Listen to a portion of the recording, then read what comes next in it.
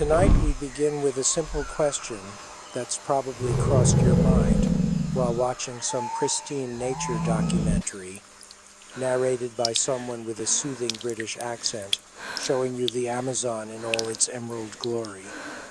Right? You've seen it.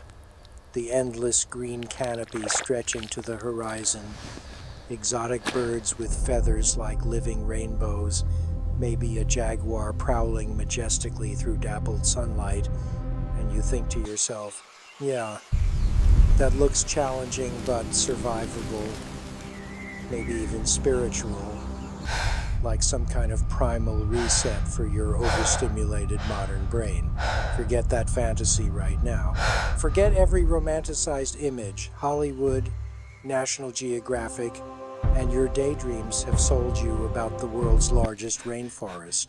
Because tonight, you're not watching from your couch with a bag of chips and climate control. Tonight, you are standing at the edge of the Amazon basin, about to step into what is effectively a beautiful breathing meat grinder that has been perfecting the art of killing unprepared humans for millions of years. Picture this, it's your first morning and you haven't even made it past the tree line yet. You're already sweating through your clothes. And I'm not talking about that cute gym glow you get after 20 minutes on the elliptical. I'm talking about sweat that pours off you in streams, that soaks every thread of fabric you're wearing, that makes you feel like you're melting from the inside out. And this is at 7 in the morning when it's still relatively cool. The humidity hits you like walking into a sauna fully clothed. Except this sauna is filled with things that want to bite you, sting you, infect you, or digest you, sometimes all at once. You take your first breath of Amazon air, and it's thick. So thick you can almost chew it. Heavy with moisture and the overwhelming smell of life and death happening simultaneously, because in the rainforest, those two things are never separate. They're dancing partners in an endless waltz. Every breath feels like you're inhaling hot soup, and your lungs, accustomed to your nice dry air-conditioned office or apartment, are already protesting. But you're determined, right? You've watched all the survival shows, you've got your machete, maybe you even took a weekend wilderness course at that place outside the city where they taught you to make fire with sticks. Cute, really cute. Because the Amazon doesn't care about your weekend course, your machete, or your determination. The Amazon has been hosting the most brutal survival reality show in Earth's history since before humans even existed, and it has never, not once, had a participant make it through on confidence and a good attitude alone. You're standing there, packs on your back, water bottle full, feeling pretty good about yourself, and you don't yet realize that in the next 24 hours, you're going to encounter more ways to die than most people experience in a lifetime of living dangerously. We're talking death by insect, death by plant, death by microbe, death by animal, death by water, death by your own body's inability to cope with the sheer hostile alienness of this environment. And here's the thing that really gets me, the thing that's almost funny in a dark way. You won't see most of them coming. That's the Amazon's favorite trick, the invisible threat, the danger that's so small or so well camouflaged or so microscopic that by the time you realize you're in trouble, you're already in deep, catastrophic trouble. So let's ease into tonight's journey together, and I do mean ease, because we're going to walk through your first and quite possibly last 24 hours in the Amazon rainforest, step by excruciating step. And I'm going to show you exactly why people who spend years training for jungle survival still treat this place with the kind of respect you'd give a loaded gun pointed at your face. We'll start with something simple, something you do every day without taking a step forward into the forest. Seems harmless enough, right? We'll get to that next. But first I need you to understand that the ground beneath your feet isn't really ground at all, not in the way you understand it. And that first step you're about to take has more potential for disaster than you could possibly imagine. If you'd like more stories like this one, please subscribe so you don't miss any new uploads. I'd also love to hear from you. Let me know in the comments where you're listening from and what time of day you're tuning in. Let's talk about that forest floor you're about to step onto, because calling it a floor is generous. It's more like a living, breathing layer of organized chaos that's pretending to be solid ground. You've taken your first step into the rainforest. Congratulations. And immediately your boot sinks into what feels like wet carpet. Except this carpet is made of decomposing leaves, rotting wood, fungus, insects, and the liquefied remains of everything that has died here in the past few weeks, which, spoiler alert, is basically everything. The Amazon doesn't do preservation, it does rapid recycling, and that means death doesn't stick around for long before being converted back into life, which sounds poetic until you realize you're walking through the mulched corpses of 1,000 organisms with each step. Your boot is now covered in a dark, sticky humus that smells like wet dog mixed with old mushrooms, mixed with something sweet and sickly that you can't quite identify, but that makes your stomach turn a little. This is normal.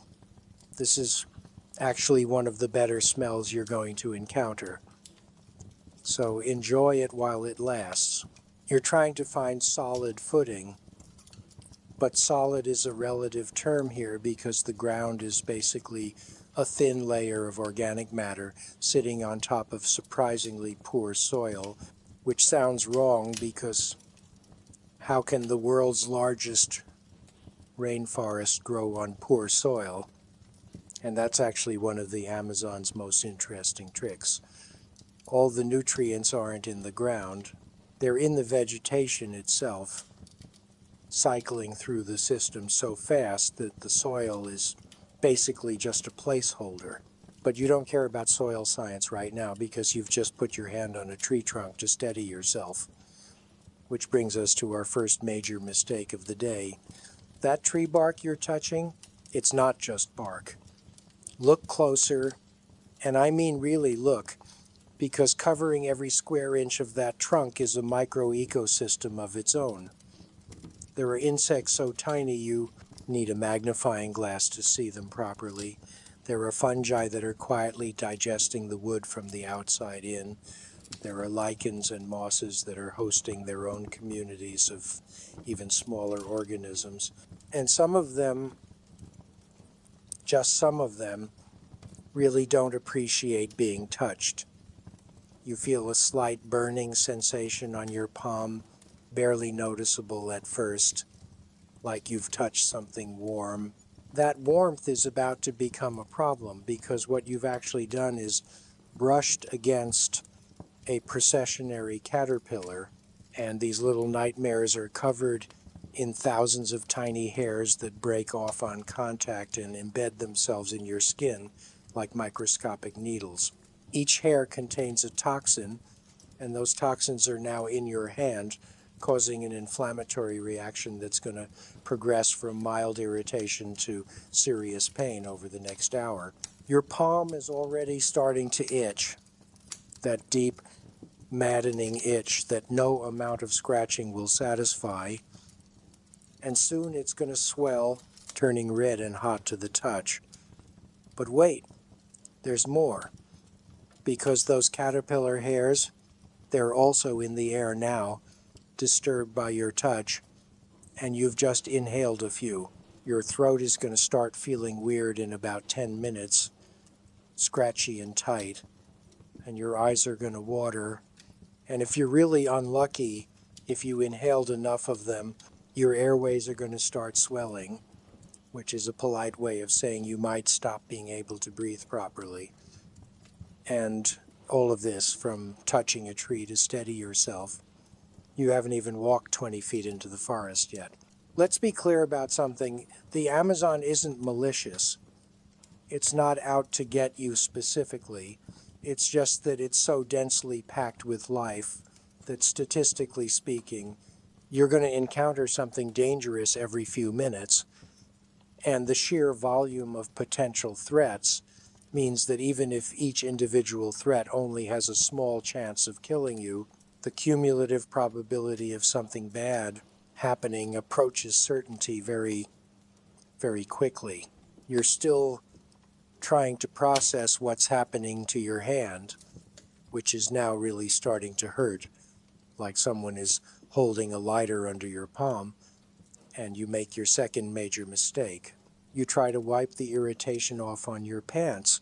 Congratulations, you've just spread the caterpillar hairs across your thigh, and in about 5 minutes, that's going to start burning too. But we don't have time to focus on your growing collection of rashes because you've been standing still for almost 3 minutes now, and standing still in the Amazon is like putting up a sign that says, "Free lunch, come and get it." You haven't noticed them yet, but they've certainly noticed you. And by they, I mean the mosquitoes. And not just any mosquitoes, but Amazon mosquitoes, which are to regular mosquitoes, what a great white shark is to a goldfish. These aren't the annoying but relatively harmless bugs that buzz around your backyard barbecue.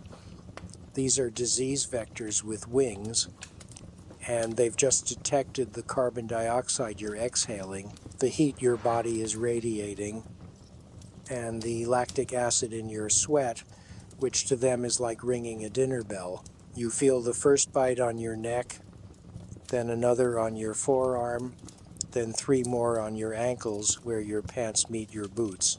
Within 30 seconds, you've been bitten at least a dozen times, and you're slapping at your skin, doing that awkward dance that everyone does when bugs are attacking them. But here's the thing. For every mosquito you kill, there are 100 more waiting their turn because you are standing in their territory and they have home field advantage. Each bite is injecting a tiny amount of saliva into your bloodstream, and that saliva contains anticoagulants to keep your blood flowing, which is what causes the itching and swelling you're about to experience. But some of these mosquitoes, maybe 1 in 50, maybe 1 in 100, are carrying something extra in their saliva, something you can't see or feel or taste. Parasites. We're talking about malaria, dengue fever, yellow fever, and a half dozen other tropical diseases with names you've only heard in the context of historical plagues or travel warnings. The Plasmodium parasite that causes malaria is probably already in your bloodstream, swimming through your blood, looking for your liver, where it's going to set up shop and start reproducing. And you won't know anything about this for another week or two when the fever hits, the chills hit, and you start feeling like you're dying, which without treatment you very well might be. But that's future you's problem.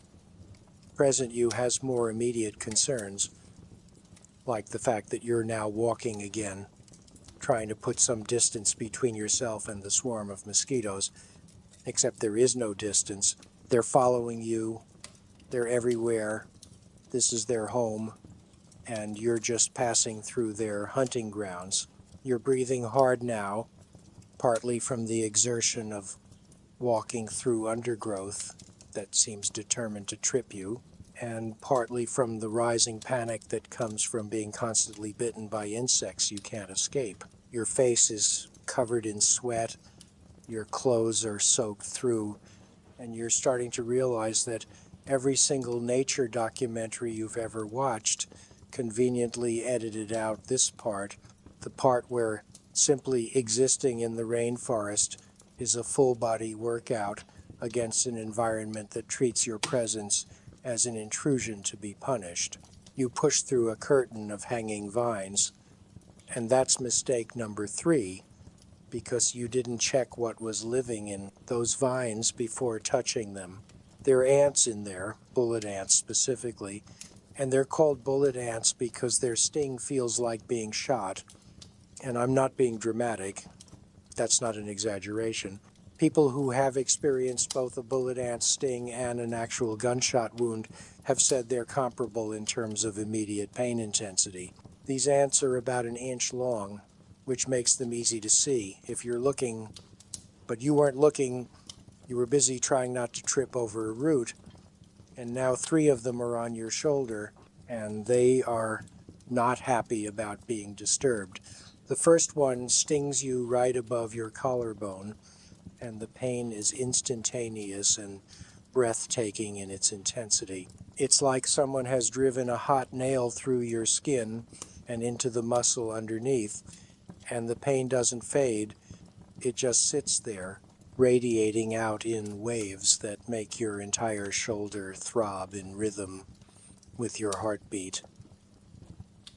You cry out, swear, grab at your shoulder, and manage to knock the ant off, but not before it gets in a second sting for good measure.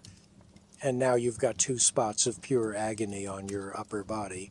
The other 2 ants have fallen off during your frantic swatting, which is lucky because a single bullet ant sting can cause pain that lasts for up to 24 hours. And some indigenous tribes in the Amazon use these ants in initiation rituals specifically because the pain is so intense and long-lasting that enduring it is considered a test of manhood. You are not prepared for this test. Nobody is really prepared for this test. And you're standing there cradling your shoulder, eyes watering, wondering how everything has gone so wrong so quickly. And you've been in the forest for maybe 15 minutes. Let's talk about what's happening to your body right now, because understanding the cascade of biological failures currently in progress will help you appreciate just how spectacularly unsuited you are for this environment. You're sweating, we've established that, but it's not the normal kind of sweat. It's the desperate, confused sweat of a body that doesn't understand why cooling itself isn't working. See, sweating cools you down through evaporation. The moisture on your skin turns to vapor and carries heat away. Basic thermodynamics works great in dry climates. Except the humidity in the Amazon is typically somewhere between 80 and 100%, which means the air is already saturated with moisture, which means your sweat has nowhere to evaporate to, which means it just sits on your skin, accumulating, making you wetter and more uncomfortable without actually cooling you down. Your core temperature is rising, slowly but steadily, and your body is panicking a little bit, sending more blood to your skin to try to radiate heat, making your heart work harder, making you sweat even more in a futile cycle that's going to lead to heat exhaustion if you're not careful. Your clothes are completely saturated now, and wet clothes are worse than no clothes in this situation because they're trapping heat against your skin, creating a warm, moist microclimate that is basically paradise for fungi and bacteria, which are already colonizing your skin in numbers that would horrify you if you could see them under a microscope. You're going to develop rashes, probably by tonight, definitely by tomorrow morning. Angry red patches where your clothes rub against your skin, where moisture accumulates in creases and folds, and these rashes are going to itch and burn and potentially get infected if you scratch them with your dirty fingernails, which you absolutely will because the itching is going to be maddening. Speaking of infections, let's check in on those mosquito bites. which have now swollen into itchy welts all over your exposed skin and some of your unexposed skin, because mosquitoes are surprisingly good at finding their way under clothing. You've been scratching them without thinking, breaking the skin in a few places, and each of those tiny breaks is now an entry point for bacteria, of which there are approximately several billion per square inch in this environment. Your immune system is mounting a defense, sending white blood cells to fight the invasion, causing inflammation, causing more itching, and the cycle continues. The bullet ant stings on your shoulder are still throbbing with a deep, nauseating pain that makes you want to vomit, and that's actually a common side effect of the venom, along with temporary paralysis of the affected limb, excessive salivation, and hours of uncontrollable shaking. You're lucky you only got stung twice. Some people stumble into entire colonies and receive hundreds of stings simultaneously, which can cause shock and death. But let's not borrow trouble from hypothetical scenarios when you've got plenty of real problems right here and now. Your hand, where you touched the processionary caterpillar, has progressed beyond itching into a deep, burning pain, and the skin is now visibly swollen, red and shiny, and you're starting to wonder if you should be worried about infection or allergic reaction. And the answer is yes. You should be worried about both, but there's nothing you can do about it right now except keep moving and hope you don't touch another caterpillar. Your throat still feels scratchy from inhaling those caterpillar hairs, and you're trying not to think about what might happen if your airway starts swelling, because panic won't help, though honestly, a little panic might be appropriate given your situation. You need water desperately. Your body is losing moisture faster than you're replacing it, and your water bottle is already half empty, which is concerning because you've been in the forest for less than 30 minutes and you started with a full liter. You stop to take a drink, and the water is warm, body temperature, which makes sense because it's been hanging on your hip in 90+ degree heat, and warm water doesn't quench thirst nearly as well as cold water. It just sort of sits in your stomach, making you feel bloated and slightly nauseous. You look around for a source of water to refill your bottle, and you can hear it, the sound of running water somewhere close by, a stream or creek, and you think, okay, here's something good, here's a resource I can use. And you start pushing through the undergrowth toward the sound, branches scratching your face, vines catching on your pack, your boots squelching in the wet ground, and you're thinking about that cool, clear water, about refilling your bottle, maybe even splashing some on your face to cool down. And this is the kind of hopeful, optimistic thinking that gets people killed in the Amazon.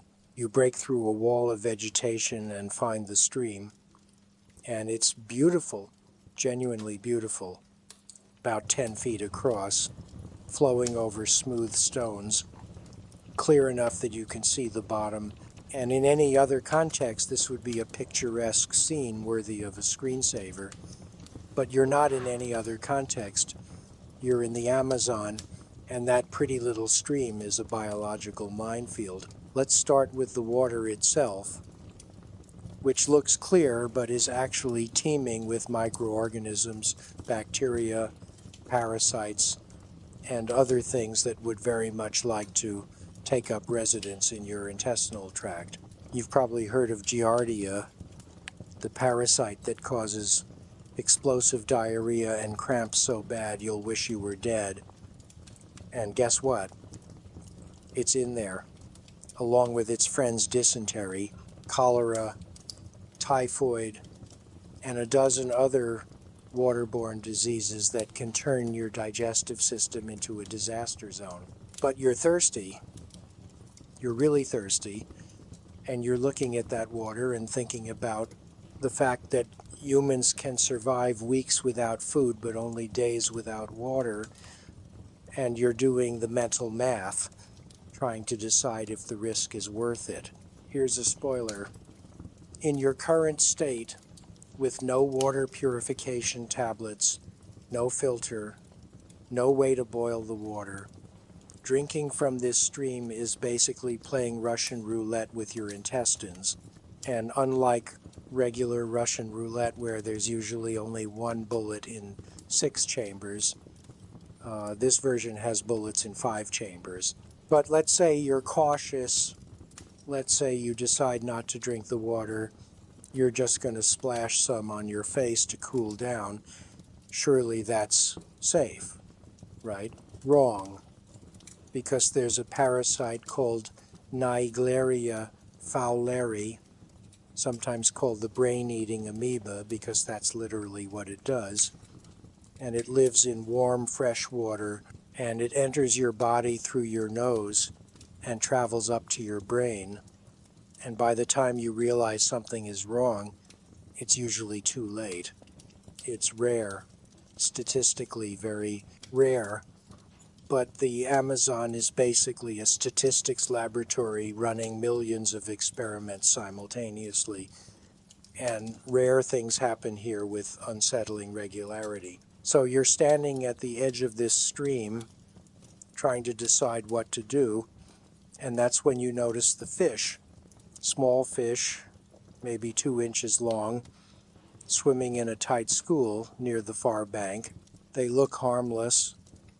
They look like the kind of fish you'd see in a pet store, and you might even think about catching one for food if you get desperate enough. These are candiru, sometimes called toothpick fish, and they're famous for one very specific, very horrifying reason.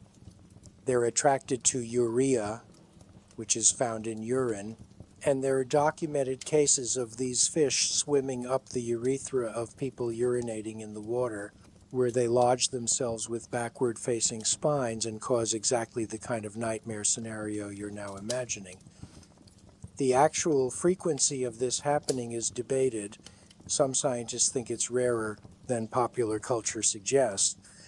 But the fact that it happens at all, that it's even possible, should tell you something about how the Amazon approaches the concept of boundaries. You're definitely not getting in that water now, and you're making a mental note to be very, very careful about where and how you relieve yourself, which is going to be an issue soon because the combination of heat, stress, and the liter of water you drank earlier means nature is going to call. And when it does, you're going to have to navigate a whole new set of dangers.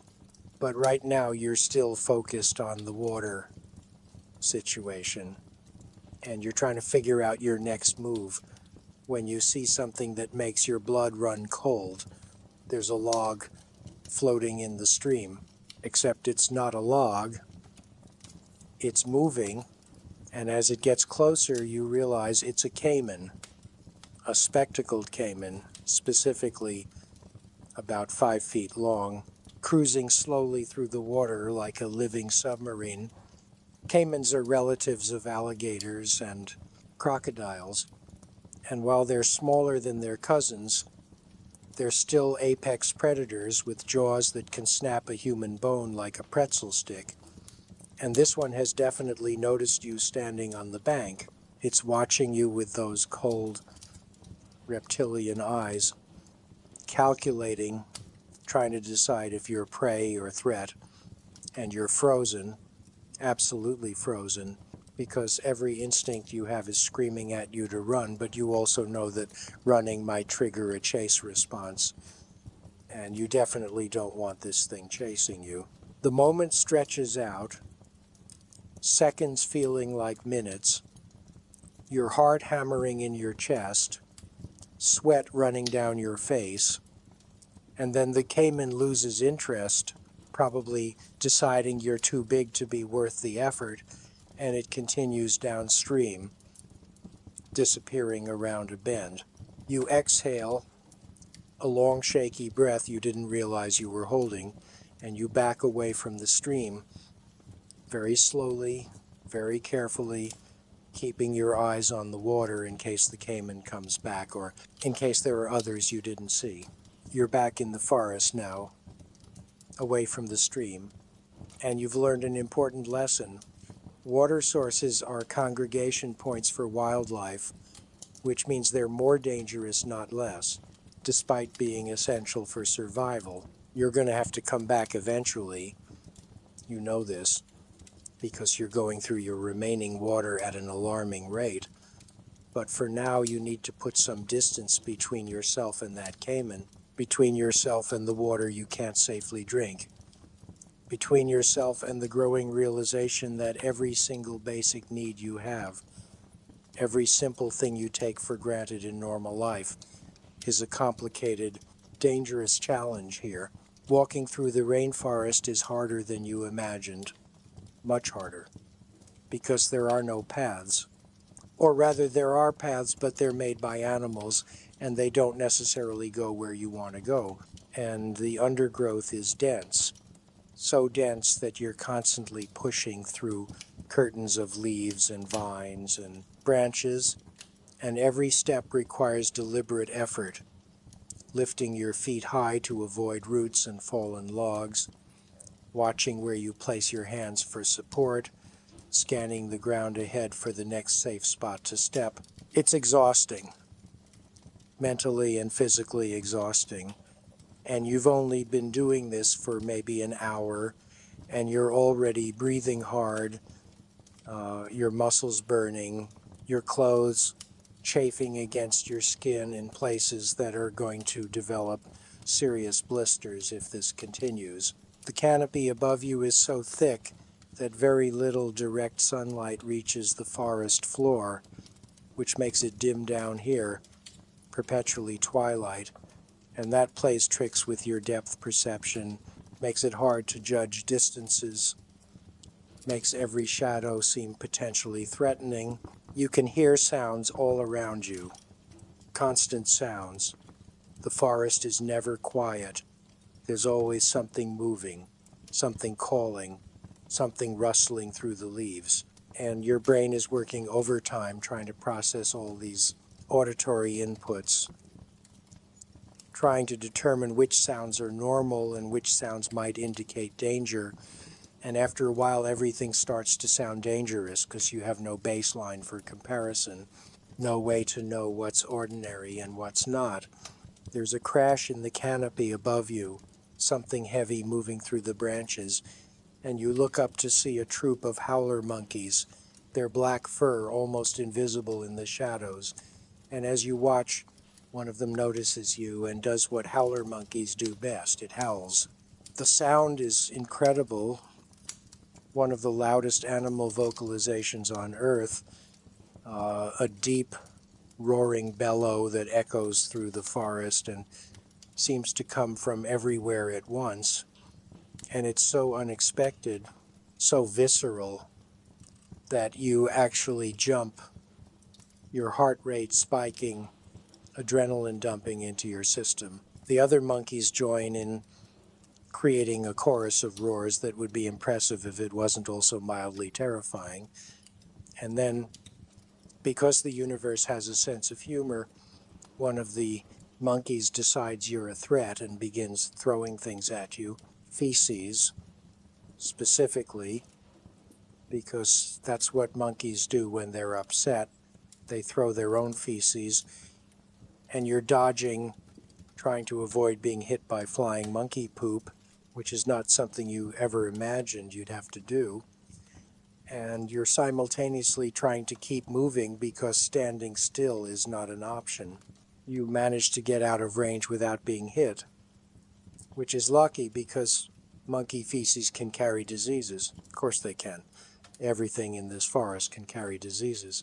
And you're starting to realize that disease is actually one of your biggest threats here, more dangerous in the long run than jaguars or snakes, because while a jaguar might kill you quickly, a parasite will kill you slowly and painfully over the course of days or weeks. Your shoulder is still throbbing from the bullet ant stings, and the pain has taken on a quality that's hard to describe. It's not just pain, it's wrong pain, the kind of pain that your nervous system doesn't quite know how to process because it's so intense and so sustained. Your hand is swollen to almost twice its normal size, from the caterpillar hairs, puffy and red and hot to the touch. And you're starting to worry about infection, really worry about it, and because you can see red streaks starting to extend from the swollen area up your wrist, which is a sign that bacteria are spreading through your lymphatic system, which is a sign that you might be developing blood poisoning, which is a sign that you need medical attention, that you're not going to get out here. Let's be clear about something. Most people who die in the Amazon don't die from dramatic causes like jaguar attacks or snake bites. They die from the cumulative effect of small injuries and illnesses that compound over time. Death by 1,000 cuts, literally in some cases. You need to rest. You need to sit down and take stock of your situation. But sitting down in the Amazon requires careful consideration of where exactly you're putting your body. You look around for a relatively clear spot, somewhere without obvious ant nests or spiders or standing water, and you find a fallen log that looks sturdy enough to support your weight. You approach it carefully, checking for insects, for snakes, for anything that might object to you sitting on their home, and seeing nothing obvious, you lower yourself down onto the log.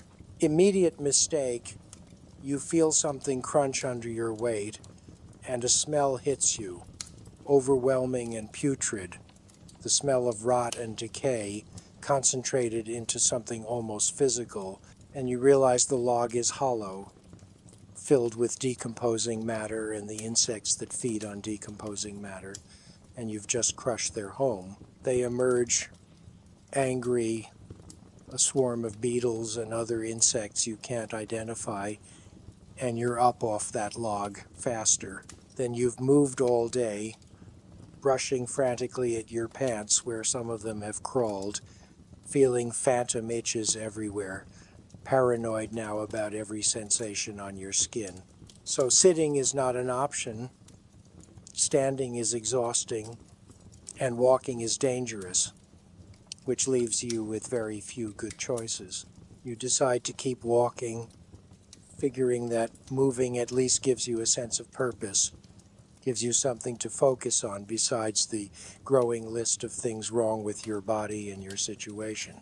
You've lost track of time.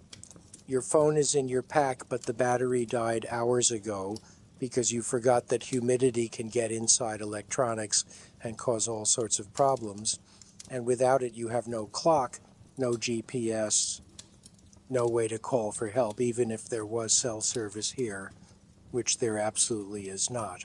The sun is still up, you think, though it's hard to tell through the canopy, so you're guessing it's maybe noon, maybe early afternoon, which means you've been in the forest for somewhere between 4 and 6 hours, and you've covered maybe 2 miles, maybe less, and you're already falling apart. Your boots are soaked through. You can feel water sloshing around your feet with each step, and you're starting to develop blisters, painful spots on your heels and the sides of your feet where the wet leather is rubbing against skin that's gone soft from constant moisture. Blisters might not sound like a big deal, but out here, where infection is a constant threat and every step matters, blisters can become incapacitating, can become infected, can progress to cellulitis or sepsis if you're really unlucky. You're also starting to feel hungry, that hollow, gnawing sensation in your stomach that reminds you haven't eaten since breakfast, and breakfast was a banana and a granola bar that now seem like they belong to someone else's life. someone who wasn't being slowly destroyed by a hostile ecosystem. You have some food in your pack, some energy bars and trail mix, but you're trying to ration it because you don't know how long you'll be out here, and the thought of running out of food is terrifying in a primal way that surprises you with its intensity. The forest around you is literally teeming with life. You're surrounded by more biomass per square meter than almost anywhere else on Earth, and yet almost none of it is edible to you, at least not without specialized knowledge that you don't possess.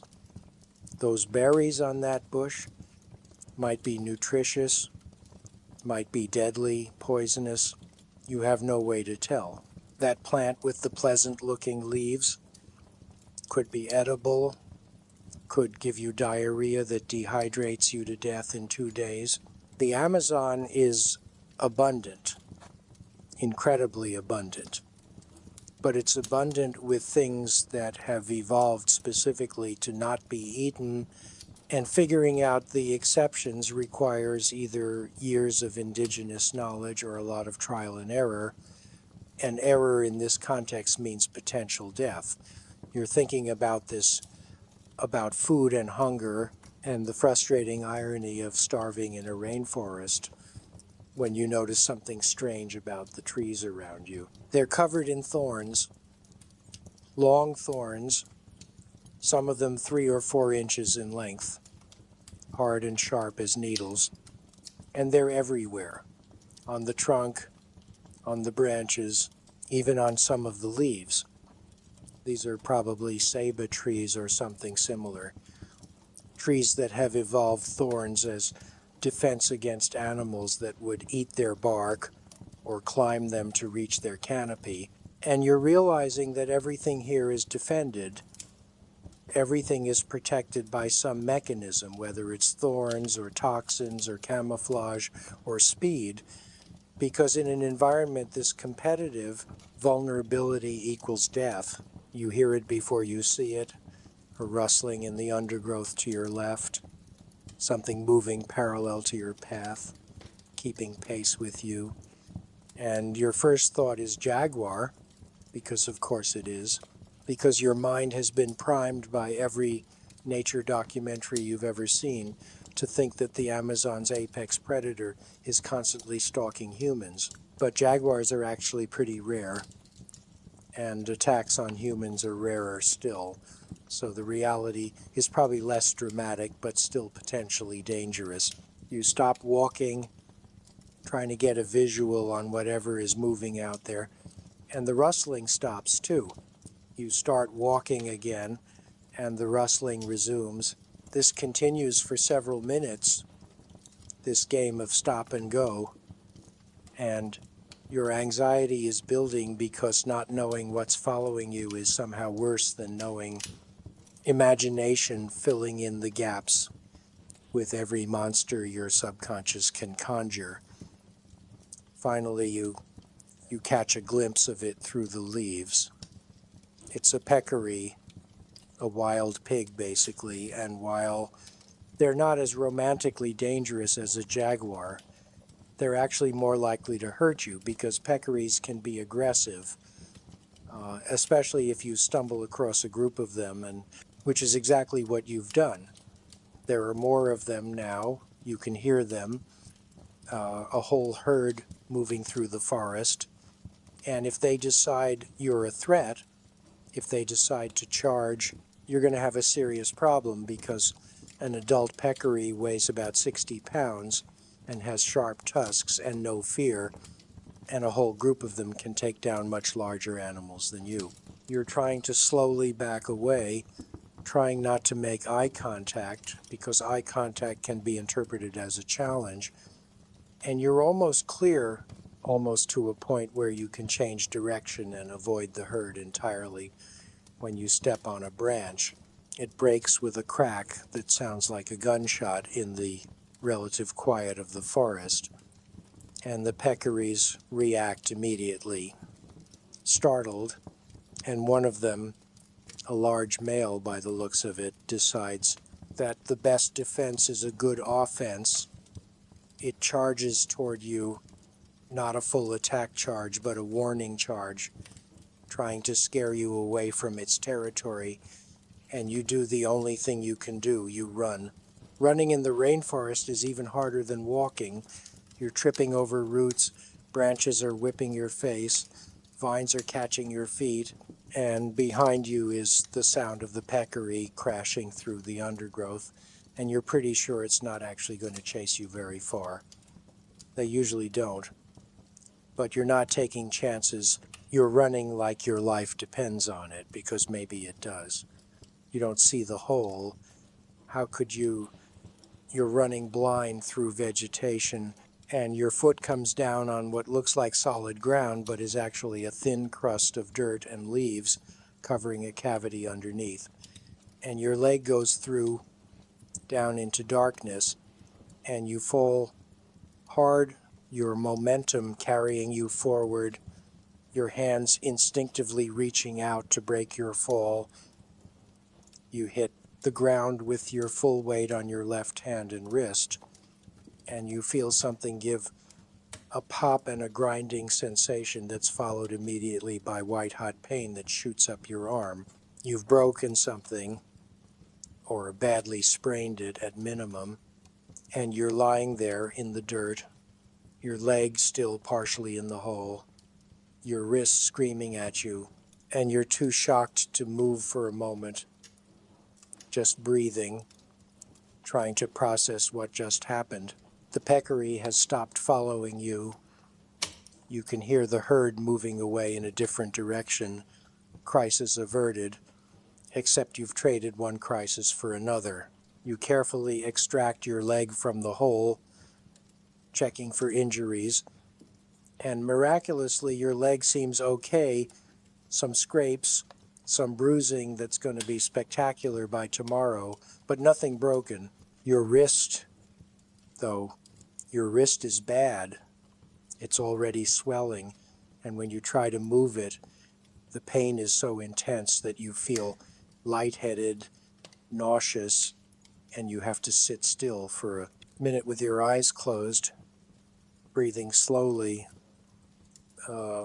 willing yourself not to vomit, because vomiting would dehydrate you further, and you really can't afford that right now. You open your eyes and look at your wrist, and it's bent at an angle that's not quite right, swollen and already starting to bruise, purple and yellow and red spreading under the skin like a watercolor painting.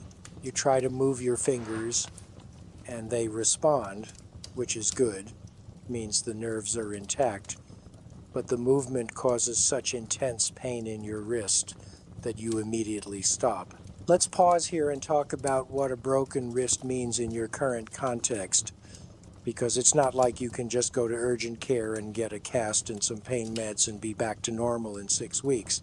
Out here, an injury like this is potentially life-threatening, and I'm not exaggerating. You need your hands for everything, for catching yourself when you fall, for pushing through vegetation, for opening your pack, for using your machete if you need to cut through something, for building shelter, for making fire, for 1,000 small tasks that you do without thinking and that suddenly become difficult or impossible with one hand out of commission.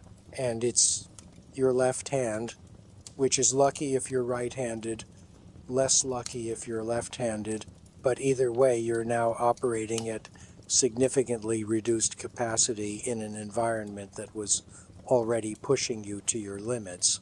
The pain is constant, a deep throbbing ache punctuated by sharp spikes whenever you accidentally move your wrist, and you need to immobilize it somehow, need to create a makeshift splint, but you don't have medical supplies, you don't have bandages or rigid supports or anything designed for this purpose.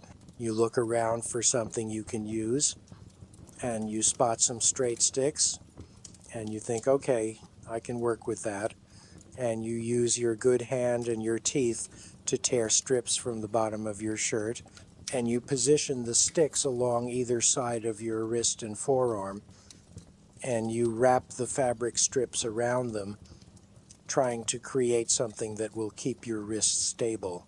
It's crude, extremely crude, and it hurts like hell to do it, but when you're finished, you have something approximating a splint, and the compression actually helps a little bit with the pain, or maybe you're just telling yourself that because you need to believe you've accomplished something. You're sitting with your back against a tree, cradling your injured wrist, and you're taking inventory of your situation, really thinking about where you are and what's happened and what your options are. You've been in the Amazon for maybe 6 or 7 hours. You're not sure exactly. And in that time, you've been bitten by mosquitoes, carrying who knows what diseases, stung by bullet ants, poisoned by caterpillar hairs, chased by peccaries, and now you've broken your wrist falling into a hole. You're dehydrated despite drinking all your water. You're covered in rashes and welts. You're exhausted, and you're lost, completely and utterly lost, because you've been moving through featureless forest with no landmarks and no navigation tools and no idea which direction is which. The sun is somewhere above the canopy, useless to you, and even if you could see it clearly, you're not sure you'd be able to use it to navigate because you don't actually know where you're trying to go. You don't have a destination, you just have a way, away from the stream, away from the peccaries, away from the last threat, always moving but never really going anywhere. You're starting to understand something that indigenous peoples have known forever. The Amazon isn't a place you conquer. It's not a place you survive through strength or willpower or determination. It's a place you survive by knowing, by having generations of accumulated knowledge about what to eat and what to avoid, where to find water and how to purify it, how to move through the forest without injuring yourself, how to read the signs that tell you when rain is coming, or where animals gather, or which trees contain medicinal compounds. Without that knowledge, without that cultural inheritance, you're just a lost animal, more helpless than most because you don't even have the instincts that would keep an animal alive. You're thinking about giving up, actually thinking about it, wondering if it would be better to just stay here, conserve your energy, hope that someone comes looking for you, but you also know that's not realistic. Nobody knows exactly where you are, and even if they did, finding one person in millions of square miles of rainforest is nearly impossible, and search parties can't search forever. You have to keep moving, have to try to find your way out, but you need rest first, need to sleep, and sleeping in the rainforest is its own special challenge. Night is coming. You can feel it even though you can't see the sun. The quality of the light is changing. The dim twilight of the forest floor is darkening toward true darkness, and you need to find or make some kind of shelter before it gets completely dark, because moving around at night would be suicidal. The nocturnal animals are waking up. You can hear them, new sounds joining the existing chorus of forest noise, and some of these animals are significantly more dangerous than their daytime counterparts. You're looking for a good spot to spend the night, which means a spot that's relatively dry, not on a game trail where animals might walk through, not under any dead branches that might fall, not near any ant nests or termite mounds, not in a depression where water might collect if it rains, and not too exposed but also not too enclosed. Finding a spot that meets all these criteria is basically impossible, so you settle for a spot that's merely terrible instead of actively deadly. A small cleared area next to a large tree with prominent roots that create a partial windbreak. You clear away the leaf litter, checking for snakes and spiders and centipedes, and you don't find any, which is suspicious in itself, because in the Amazon, if you don't see any bugs, it usually means there's something bigger nearby that's eating all the bugs. But you're out of time and out of options, so this is going to have to do. You use your good hand to gather some large leaves, palm fronds mostly, and you arrange them into a kind of mat on the ground, trying to create a barrier between you and the dirt, between you and the moisture and the insects and the things you don't want touching you while you sleep. It's not much. It's barely anything, really. But it's something. And you sit down on your improvised mat and open your pack to see what supplies you have left. Gone. You drank it all. Food. 3 energy bars and a handful of trail mix. First aid kit, laughably inadequate. Some Band-Aids and antiseptic wipes and pain relievers that aren't going to touch the kind of pain you're currently experiencing. Yes, thank God. Though the batteries are probably going to die tonight or tomorrow. Yes, strapped to your belt. Not as useful as you'd hoped.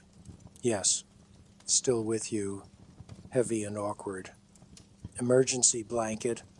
Yes, one of those metallic survival blankets that's supposed to retain body heat. Though in this humidity and temperature, you're not sure you need heat retention so much as you need mosquito protection. You pull out the emergency blanket and wrap it around yourself, and immediately you're even more uncomfortable because it doesn't breathe at all, and you're essentially trapping all your body heat and moisture inside this metallic cocoon, but it does keep some of the mosquitoes off.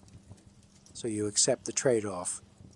Darkness is falling fast now, the forest transitioning from dim to black in what seems like minutes, and you turn on your flashlight, pointing it around your little cleared area, checking the perimeter, and in the beam of light you see eyes reflecting back at you, dozens of pairs of eyes, spiders, most of them, their eyes reflecting the light with an eerie green glow. They're everywhere, on the trees, on the ground, on the leaves around you, and you're trying not to panic because most spiders are harmless. Most spiders want nothing to do with you, but some of them, a small percentage, are extremely not harmless, and you have no way of knowing which is which. There are wandering spiders in the Amazon, spiders that don't build webs but instead roam the forest floor hunting, and they're venomous, very venomous, and they're called wandering spiders because they wander into places they shouldn't be, like boots and sleeping bags and the spaces where humans are trying to sleep. You check your boots obsessively, shaking them out, looking inside with your flashlight, and finding nothing, but knowing that doesn't mean something won't crawl in there during the night, and you're going to have to check again in the morning, every morning, forever if you stay out here. You're trying to sleep, which is optimistic given the circumstances, but your body is so exhausted that it's demanding rest, despite the fear, despite the pain, despite the uncomfortable humidity and the insects and the knowledge that you're completely vulnerable lying here in the dark. You close your eyes, and immediately every sound becomes amplified, threatening, your brain interpreting each rustle and crack and splash as a potential predator approaching your position. Something is walking through the forest nearby. Something big, based on the sound of branches breaking and leaves crunching. And you're frozen, absolutely frozen, holding your breath, listening, trying to determine what it is and whether it's coming closer. The footsteps are heavy, deliberate, and there's a snuffling sound, an animal breathing and smelling the air, and your mind is racing through possibilities. Jaguar, tapir, peccary again, maybe even a bear, though you're not sure if there are bears in the Amazon. The sound passes within maybe 20 feet of your position, close enough that you can hear the animals breathing. And then it continues on, moving away, and you release the breath you were holding, your heart hammering so hard you can feel it in your temples. This is going to be a long night, you realize, possibly the longest night of your life, and you're only a few hours into it.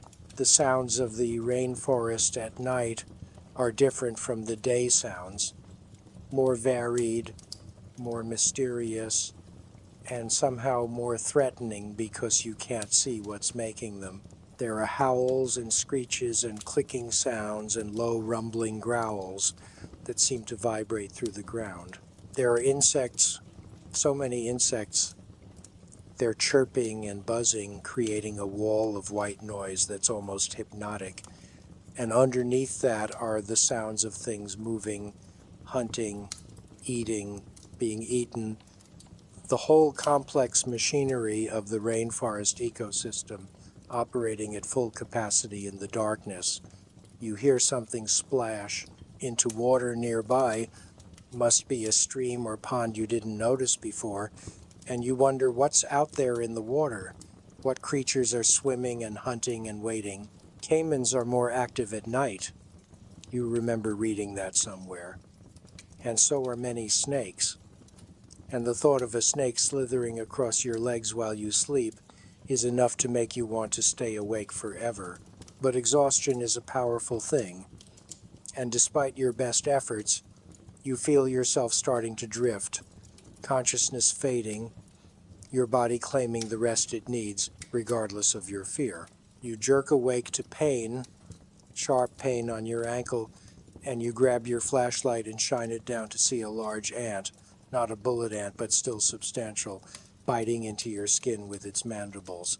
You brush it off frantically, checking for others, and you find two more on your leg, and you realize they're scout ants from a column that's passing through your clearing, and there are hundreds of them, thousands maybe, a marching line of ants going about their business, and you're in their way. Army ants, you think, or something similar, and you know that army ant swarms can strip flesh from animals that can't move, that they're relentless and numerous and will bite anything in their path. You have to move, have to get out of their way. So you gather your things as quickly as you can with one good hand and your injured wrist screaming in protest, and you relocate about 50 feet away, finding another spot that's probably equally terrible but at least doesn't have an ant superhighway running through it. You're breathing hard from the panic and the exertion, and you're not going to sleep now. There's no way you're sleeping. You're too keyed up, too aware of every sensation on your skin, every possible threat. The pain in your wrist has settled into a constant grinding ache that pulses with your heartbeat, and your shoulder where the bullet ants stung you is still throbbing, and your hand is so swollen. You can barely make a fist, and your feet are raw inside your wet boots, and you're covered in insect bites that itch so badly you want to claw your skin off. And you're trying not to scratch because scratching will make it worse, will open up the bites to infection. But the itching is maddening, absolutely maddening. And you find yourself scratching without realizing it, your nails digging into your skin, finding temporary relief that you'll pay for later. You must have slept eventually, because you open your eyes to find that the darkness has lightened slightly. Not sunrise yet, but that pre-dawn grayness that means morning is coming, and you feel terrible, worse than you've ever felt, your whole body aching and stiff and painful. You try to sit up, and your wrist protests violently, and you remember, oh right, broken wrist, and the memory of yesterday comes flooding back, all the accumulated disasters and injuries and close calls. Your throat is dry, so dry it hurts to swallow, and you're desperately thirsty, your body crying out for water that you don't have, and you know you're going to have to go back to that stream, going to have to risk the water or die of dehydration. And between dying of dehydration and maybe possibly getting sick from contaminated water, the choice is obvious. You pack up your meager camp, checking your boots carefully before putting them on, finding nothing, which is good. And you stand up, testing your legs, making sure everything still works. Your blisters have progressed overnight. You can feel them, wet spots inside your boots where the fluid-filled pockets have burst, and walking is going to be agony. But walking is also necessary, so you start moving, trying to retrace your path to the stream. Though retracing anything in the rainforest is nearly impossible because everything looks the same. Every tree, every vine, every patch of undergrowth blending into an endless repetition of green and brown. You're navigating by sound, listening for the water, and after maybe 20 minutes of painful walking, you find it, or find a stream anyway. Might not be the same one, but water is water at this point. You approach carefully, watching for caimans, watching for anything dangerous, and seeing nothing obvious. You kneel at the edge. The water looks clear, looks inviting, and you know you shouldn't drink it untreated, but you also know you don't have a choice. So you cup your good hand and scoop up some water and bring it to your mouth. It tastes fine, tastes like water, cool and clean, and you drink more and more, gulping it down, your body absorbing the moisture desperately, and you know that in a few days you might regret this, might come down with some horrible intestinal parasite that will make you wish you died of thirst instead, but that's future you's problem. Present you needs water now.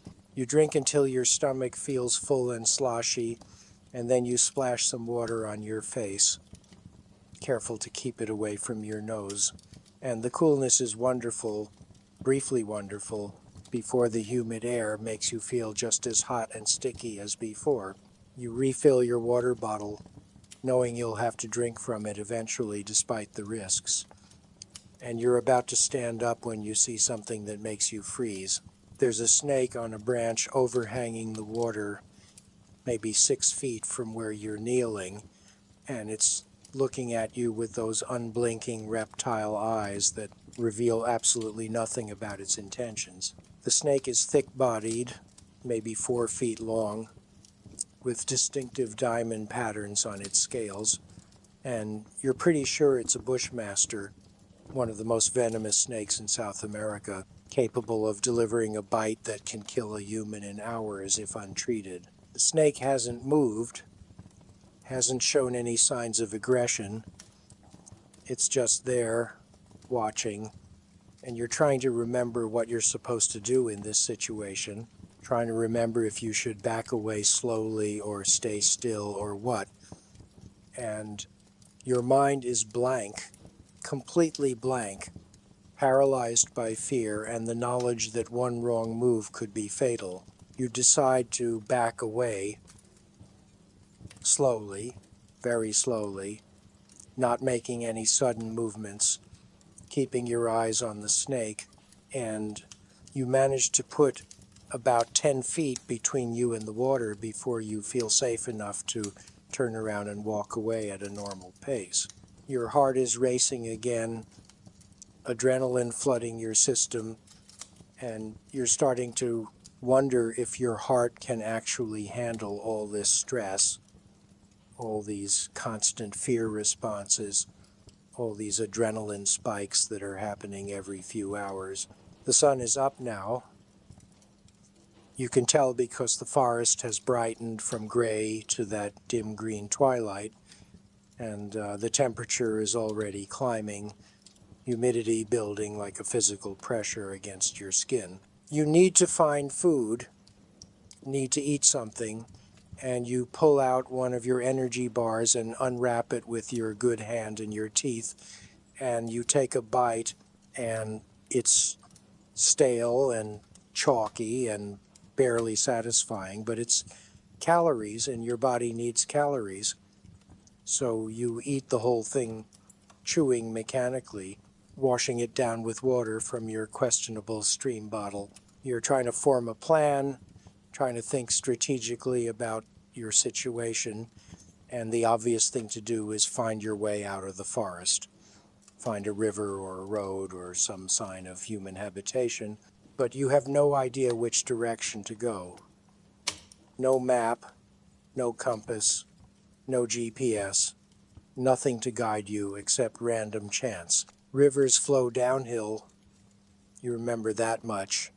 So if you can find the general downhill direction, you can. Follow it to water, and major rivers often have settlements on them, or at least more chance of being spotted by boats or planes. You start walking, trying to pay attention to the slope of the land, trying to determine which way is downhill, but the terrain is so chaotic, so irregular, that it's hard to tell. There are little hills and valleys everywhere, water flowing in seemingly random directions, and you're not confident you're actually going anywhere useful. The undergrowth is getting thicker, harder to push through, and you're using your machete now, trying to cut a path with one hand, which is awkward and exhausting and not very effective. Each swing of the machete sends jolts of pain through your broken wrist, despite the splint, and you're having to take frequent breaks, leaning against trees, breathing hard, sweating profusely. You've been walking for maybe an hour when you start to feel strange, dizzy and slightly nauseous, and at first you think it's just exhaustion and dehydration and pain catching up with you, but then you notice your vision is doing something weird. The edges of your peripheral vision seem to be darkening, tunneling, and you realize you might be about to pass out. You sit down quickly before you fall down, and you put your head between your knees, trying to keep blood flowing to your brain, and you stay like that for several minutes, breathing slowly, willing the dizziness to pass. When you finally look up, your vision has cleared somewhat, but you feel weak, shaky, and you're starting to wonder if you're developing a fever, if one of the many infections you're undoubtedly brewing is starting to take hold. You touch your forehead with the back of your good hand, trying to gauge your temperature, and you do feel hot, but everything feels hot in this climate, so it's impossible to tell if you have a fever or if you're just experiencing the normal consequence of being in a place where the temperature is in the 90s and the humidity is close to 100%. Your hand, the one you touched the caterpillar with, has progressed beyond merely swollen to grotesquely swollen. The fingers looking like sausages, the skin shiny and tight, and the red streaks you noticed yesterday have extended further up your arm, definitely past your wrist now, creeping toward your elbow.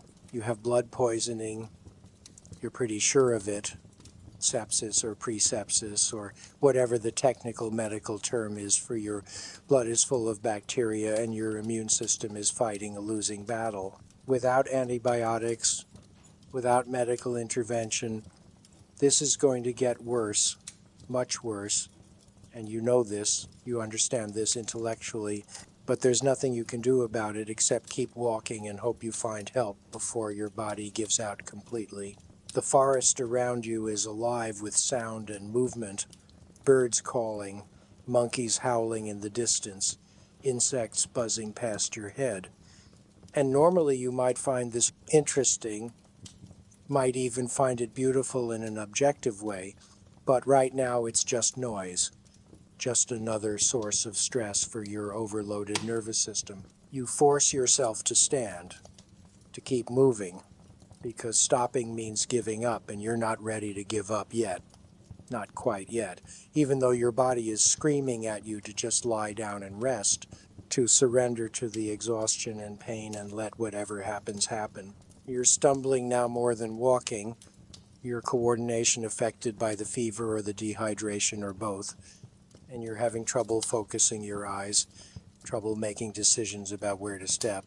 And this is dangerous, extremely dangerous, because inattention in the rainforest gets punished immediately. You step on something that moves under your foot, something that slithers away quickly, and you jump back, heart pounding, realizing you almost stepped on a snake, another snake, because apparently the Amazon has an infinite supply of snakes, and they're all exactly where you're about to put your feet. This one was small, maybe a foot long, but size doesn't correlate with danger when it comes to snakes. Some of the most venomous species are relatively small, and you have no idea what you almost stepped on, only that it's gone now, disappeared into the undergrowth like it was never there. You're being more careful now, watching where you step, but being careful takes energy and attention that you're rapidly running out of, and you can feel yourself making mistakes, getting sloppy, and each mistake is a roll of the dice, a chance for something to go catastrophically wrong. The blisters on your feet have gone beyond painful to something else, a raw, burning sensation with each step. And you're pretty sure you're walking on exposed tissue in some places, the skin completely worn away, and you're leaving bloody footprints in your boots. You can feel the wetness, warm and sticky. You need to stop and treat your feet. Need to change your socks if you have dry socks, which you don't. Need to bandage the blisters, which you can't do properly with one hand.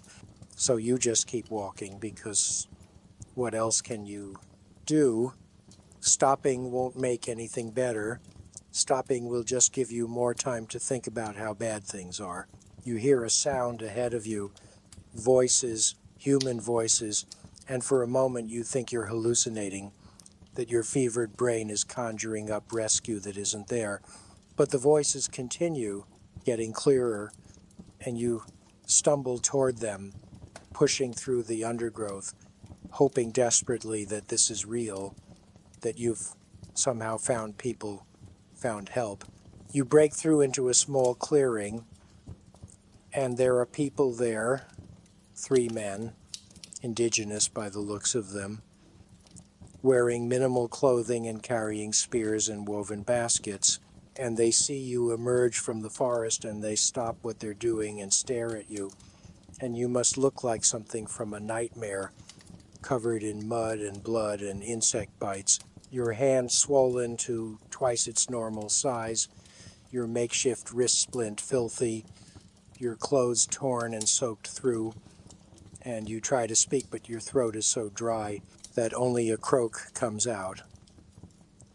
One of the men approaches you cautiously, saying something in a language you don't understand, and you try again to speak, to ask for help, and this time you manage to croak out water and help and please, and the man seems to understand the desperation, if not the words, and he turns to his companions and says something, and one of them brings over a gourd filled with liquid, and you take it and drink, and it's water, but it tastes different, slightly bitter, like it's been stored in something plant-based. But you don't care. You drink it all, every drop. The men are discussing something, looking at you, looking at your injuries, and you can't understand what they're saying, but their body language suggests concern and possibly disagreement, like they're trying to decide what to do with you. One of them approaches and gently takes your swollen hand, examining it, and he makes a sound that might be sympathy or might be disapproval. It's hard to tell. And Then he says something to you directly, speaking slowly, like he thinks you might understand if he just enunciates clearly enough, but you don't understand anything except that these people might be able to help you, might know how to get out of the forest, might have medicine or at least knowledge of plants that can treat infections. The men have apparently made a decision, and they're gesturing for you to follow them, and you do grateful beyond words just to have someone else making decisions, someone else leading the way, someone who actually knows where they're going in this green maze. They move through the forest with an ease that makes your stumbling progress look even more pathetic by comparison. They're not following a path that you can see, but they're clearly navigating by landmarks invisible to you, ducking under branches you would have walked into, stepping over obstacles you would have tripped on, moving with a confidence born of lifelong familiarity with this environment. You're trying to keep up, but you're slowing them down, obviously slowing them down. And they keep having to stop and wait for you to catch up. And you can see their frustration, even though they're not saying anything you can understand. One of them, the youngest by the looks of it, drops back to walk beside you occasionally, steadying you when you stumble, offering his arm when the terrain gets particularly difficult, and you're grateful for his patience even though you feel humiliated needing this much help just to walk. You've been walking for maybe 30 minutes, following the three men deeper into the forest, or maybe out of it. You can't tell when you come to another stream wider than the previous ones, maybe 20 feet across, flowing faster, deeper. The men wade right in without hesitation, the water coming up to their knees, and you follow, stepping into the current, and immediately you realize this is a mistake because the current is stronger than it looks, and the rocks on the bottom are slippery, and your boots have zero traction, and your balance is compromised by your injuries and exhaustion. You feel your feet slide out from under you, you're falling backward, the water is closing over your head, and you panic, thrashing, trying to find purchase, and you feel hands grabbing you, pulling you up, and you surface coughing and sputtering. One of the men has grabbed you, is holding you upright, is helping you across the stream. You make it to the other side, soaked through now even more than you already were, water pouring out of your boots, your pack heavy with absorbed water, and you're shaking from cold or shock or both. And the men are looking at you with expressions that might be concern or might be pity or might be irritation that they've been saddled with someone so incompetent. You empty your boots of water, a pointless gesture because they're just going to fill up again with sweat and humidity, but you do it anyway because it's something concrete to do, some small action you can take to feel slightly less helpless. The walk continues, and you're losing track of time again. It might be late morning or early afternoon. You're not sure, and you're just putting one foot in front of the other, following the person ahead of you, not thinking about anything except the next step, and the next step, and the next. You notice that the terrain is changing, becoming more hilly, and you're going uphill now, which is the opposite of what you thought you should be doing. But the men seem confident in their route, so you follow, trusting that they know something you don't, which is definitely true. They know everything you don't.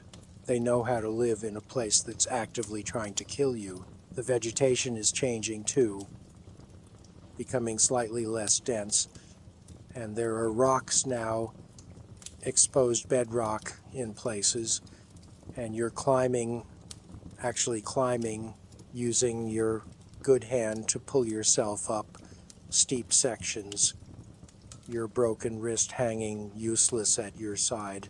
The pain is constant now, a background hum that you've almost gotten used to, almost learned to ignore, except when you accidentally jar your wrist or put weight on your blistered feet, and then the pain spikes into something that makes you gasp and sometimes makes your vision go dark at the edges. You crest a hill and the view opens up, and for the first time since entering the forest you can see distance, can see the canopy stretching out below you and around you, endless green in every direction, and it's beautiful and terrifying in equal measure. Beautiful because it's objectively spectacular, terrifying because it drives home just how vast this place is, how small you are, how easy it would be to simply disappear here and never be found.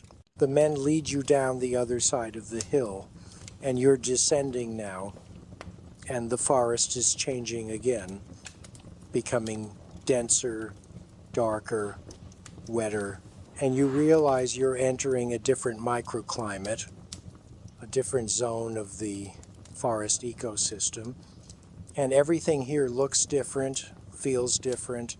The trees are taller, their trunks covered in thick moss, and there are more ferns, huge ferns with fronds as big as your body. The air is even more humid here, if that's possible, and there's a smell, earthy and rich and slightly rotten, the smell of things growing and dying in accelerated time.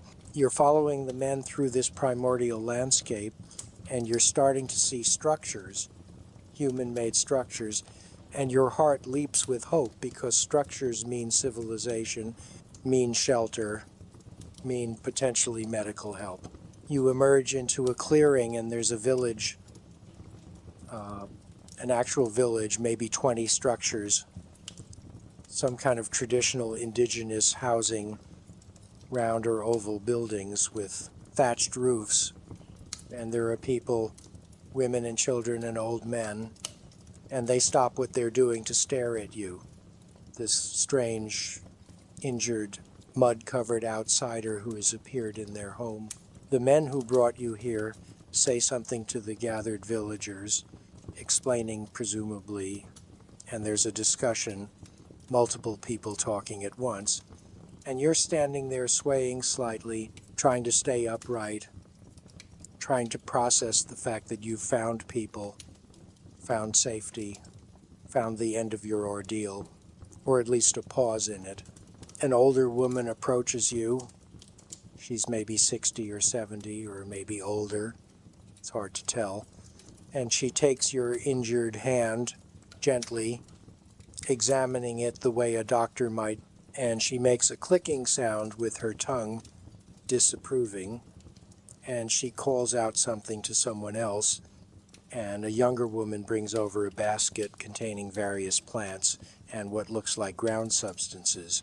The older woman gestures for you to sit, and you sit more like collapse, really your legs finally giving out, and she kneels beside you and begins working on your hand.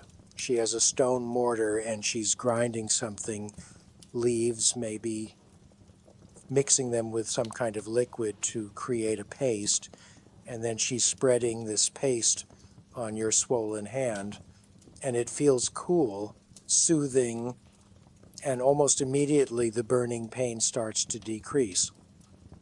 Or maybe that's just wishful thinking. Maybe it's placebo effect, but you don't care. Any relief is good relief. She wraps your hand in large leaves, binding them with thin vines, creating a natural bandage, and then she moves to your wrist, examining your crude splint, and she makes another clicking sound, and she calls over one of the men, and together they remove your splint and manipulate your wrist. And you nearly pass out from the pain, white-hot agony shooting up your arm. But they're professionals in their own way. They've clearly dealt with broken bones before, and they reset your wrist properly, align it correctly, and create a new splint using straight branches and bark fiber, wrapping it securely.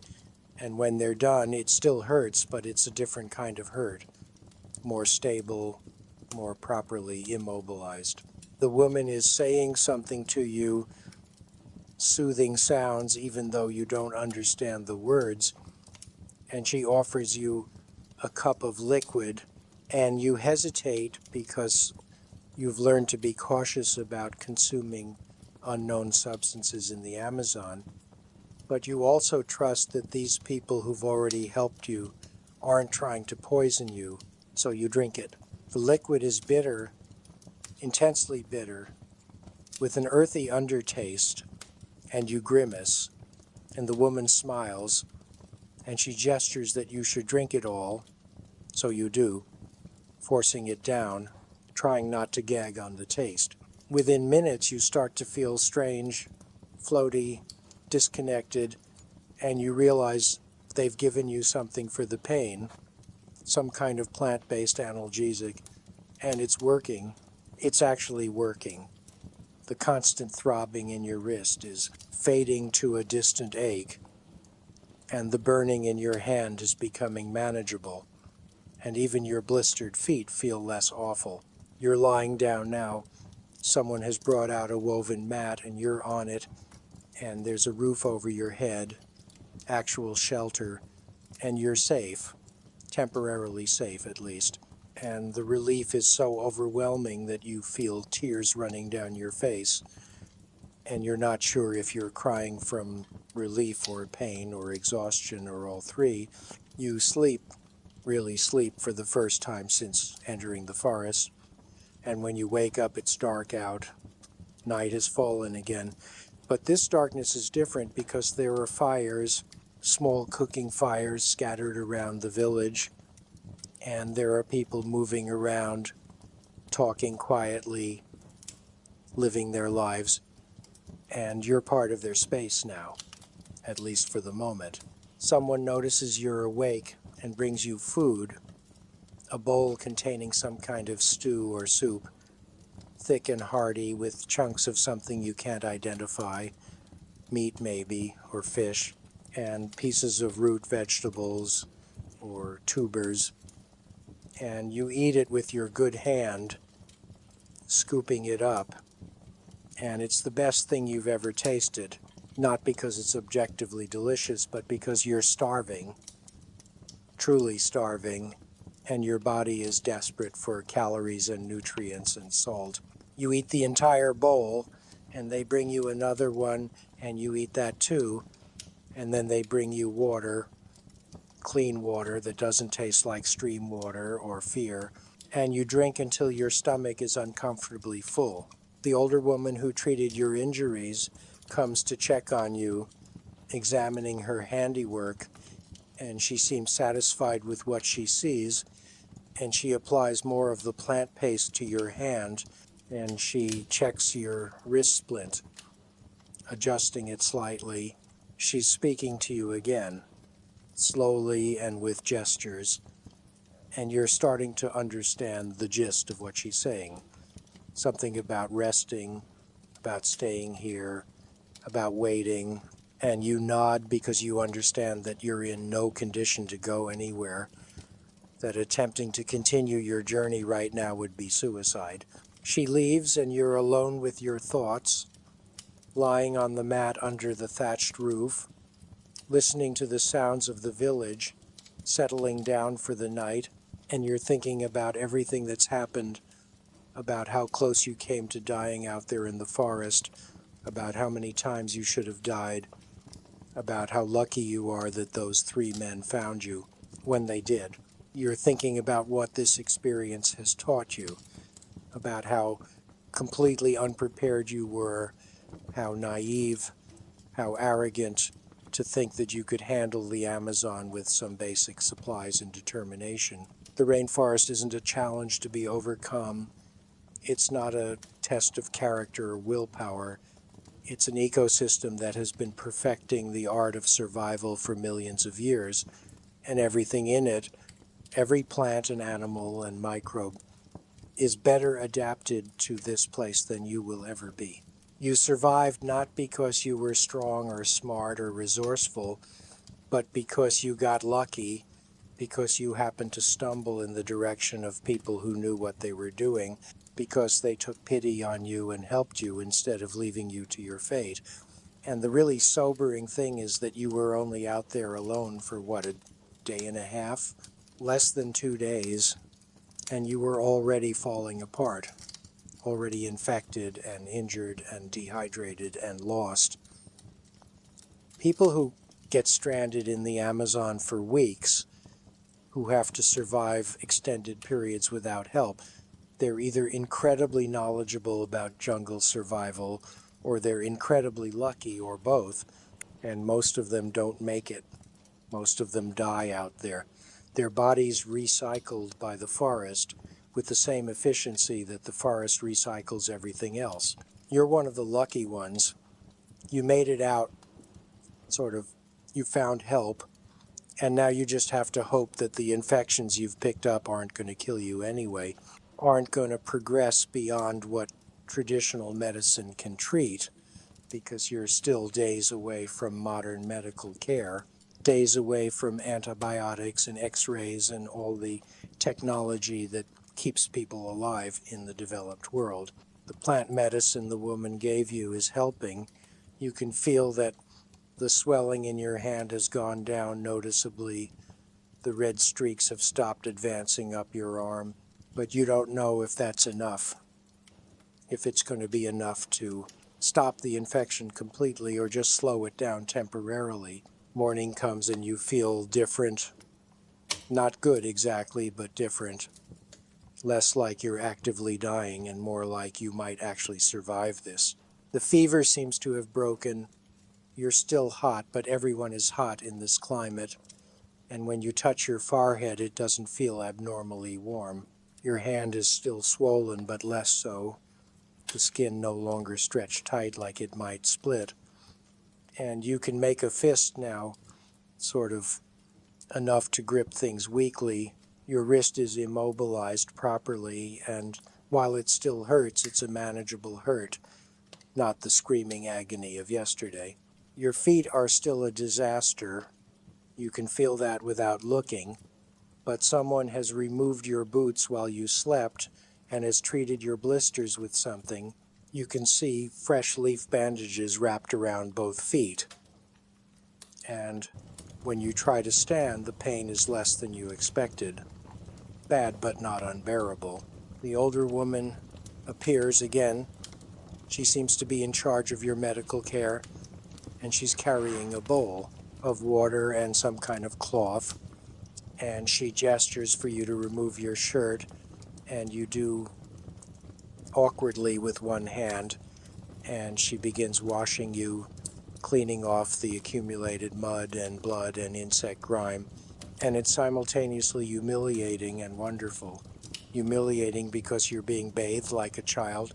Wonderful because being clean feels like the greatest luxury in the world. She's thorough, cleaning your arms and back and chest, and she makes disapproving sounds at the state of your skin, at the rashes and welts and bites that cover every inch of exposed flesh. She treats these too, applying different pastes and ointments to different areas, and you're starting to understand that she has an entire pharmacy of natural compounds, that she knows exactly which plants treat which conditions, knowledge accumulated over generations, passed down from healer to healer. When she's finished, you feel almost human again, clean and treated and cared for, and she brings you breakfast, some kind of flatbread made from cassava flour and fruit that you don't recognize but that tastes sweet and slightly tangy. You eat slowly, savoring each bite, and you're watching the village come to life around you. People emerging from their homes, children running and playing, women preparing food, men gathering weapons and tools for the day's work. It's peaceful here. Remarkably peaceful considering you're still in the Amazon, still surrounded by all the same dangers that nearly killed you, but these people have figured it out, have learned to live in harmony with the forest rather than fighting against it. And there's a lesson in that, a profound lesson about adaptation and respect and humility. One of the men who found you yesterday approaches the young one who helped you across the stream, and he's carrying something, a walking stick, carved and smoothed, and he offers it to you, and you take it grateful because walking is still difficult. And having a third point of contact with the ground is going to help significantly. He gestures toward the edge of the village and says something, and you don't understand the words, but you understand the meaning. We're going somewhere, come with me. You follow him using the walking stick, moving slowly but steadily, and he leads you along a path, an actual maintained path, and you walk for maybe 15 minutes before the forest opens up and you see it. A river, a real river, wide and brown, flowing steadily, and on the far bank is a small building, and tied to a dock is a boat, a motorized boat, and you realize this is your way out. This is how you're going to get back to civilization. The young man is explaining something, using gestures and simple words, and you gather that the boat comes by regularly, that it's some kind of supply boat or maybe medical boat, and it's due to arrive in a few days, and when it comes you can leave with it, can get to a town or city where there are hospitals and phones and ways to contact the outside world. You spend the next 3 days in the village, recuperating, healing, learning, and it's strange how quickly you adapt to the rhythm of life here, how natural it starts to feel to wake with the sun and sleep when it gets dark, to eat what's provided and be grateful for it, to sit with people who don't speak your language and still communicate through gestures and expressions and shared humanity. The older woman, you've learned her name sounds something like Amma, though you're probably pronouncing it wrong, continues treating your injuries daily, changing the plant poultices, checking for signs of infection, and under her care you're improving dramatically, the swelling in your hand going down each day, the red streaks fading, the blisters on your feet scabbing over and starting to heal. Your wrist is still broken. That's going to take weeks to heal properly, but it's set correctly now and immobilized properly, and it's not getting infected, which is the important thing.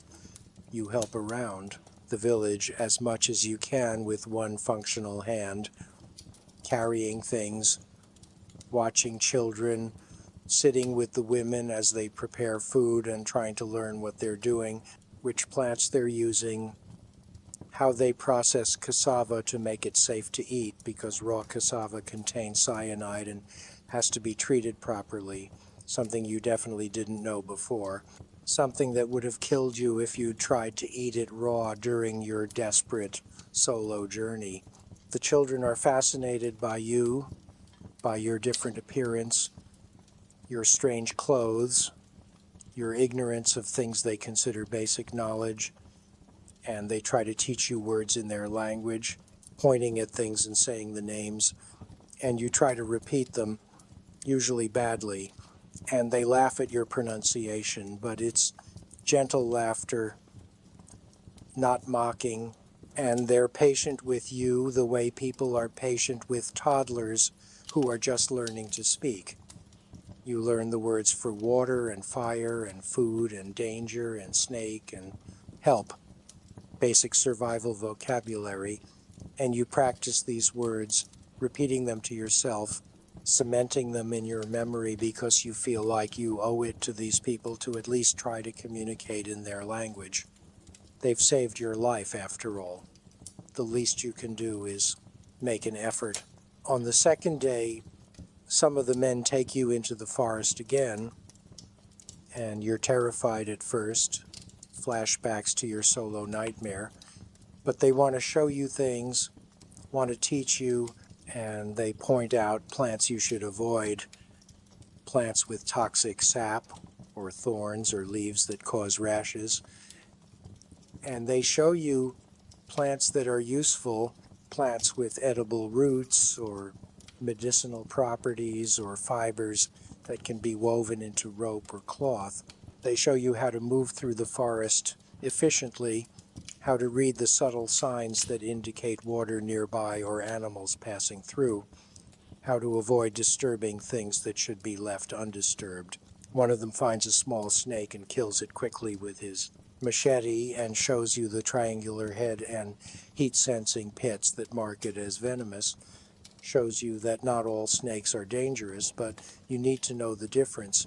You need to be able to identify threats instantly because there's no time for careful examination when something is about to bite you. They show you insect nests to avoid, show you the signs of bullet ants and army ants and wasps, teach you to look before you touch, to listen before you move, to think before you act.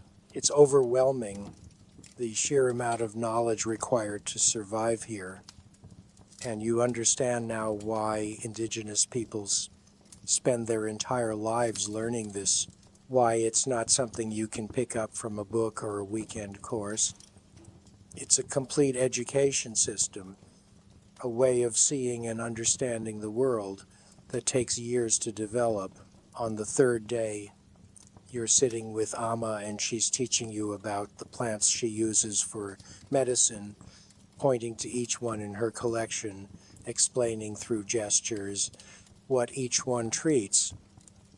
And you're trying to memorize them, trying to understand, and she seems pleased with your interest, seems to appreciate that you're taking this seriously, that you understand the value of what she's sharing. The boat arrives on the fourth morning, and you hear it before you see it, the sound of an outboard motor echoing across the water, and there's a commotion in the village, people gathering near the river path, and you're getting your things together, the few possessions you still have, and you're feeling conflicted, relieved to be leaving, grateful to be going back to the modern world where hospitals exist and infections can be treated with antibiotics and broken bones get proper casts, but also sad to be leaving these people who saved you, who cared for you, who taught you more in 3 days than you learned in months of preparation.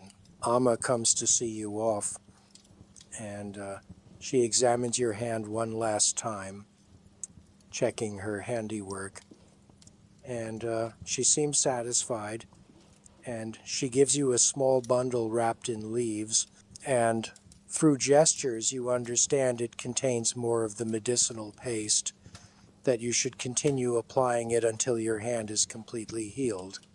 You try to thank her, fumbling through the limited vocabulary you've learned, trying to express gratitude that goes beyond words. And she smiles and touches your cheek gently, a gesture that transcends language, a gesture that says you're welcome, you're safe now, go in peace. The young man who found you, who helped you to the village, walks with you to the river, carrying your pack because you still can't carry it with your broken wrist. And when you get to the dock, the boat is there, a small aluminum boat with a canopy and an outboard motor. And there's a man standing in it, middle-aged, wearing a faded t-shirt and shorts, and he looks at you with surprise, taking in your condition, your splinted wrist, your bandaged hand and feet, your gaunt appearance despite 3 days of being fed, and he says something in Portuguese which you don't speak, but you understand the tone is concerned. Questioning. The young villager explains, speaking a mix of his language and Portuguese, and the boat pilot nods, understanding, and he helps you into the boat, steadying you as you step down from the dock. You turn to wave goodbye to the young man, to the villagers who have gathered to see you off, and they wave back. children jumping and calling out, adults standing more solemnly, and you feel tears threatening again because these people had no obligation to help you. You were nothing to them. A stranger who stumbled into their territory, and they not only helped you but saved you, spent their time and resources and knowledge on keeping you alive, and you'll never be able to repay that, never be able to adequately express what their kindness means. The boat motor starts with a roar, and the pilot steers away from the dock out into the current, and the village recedes behind you, disappearing into the green wall of the forest.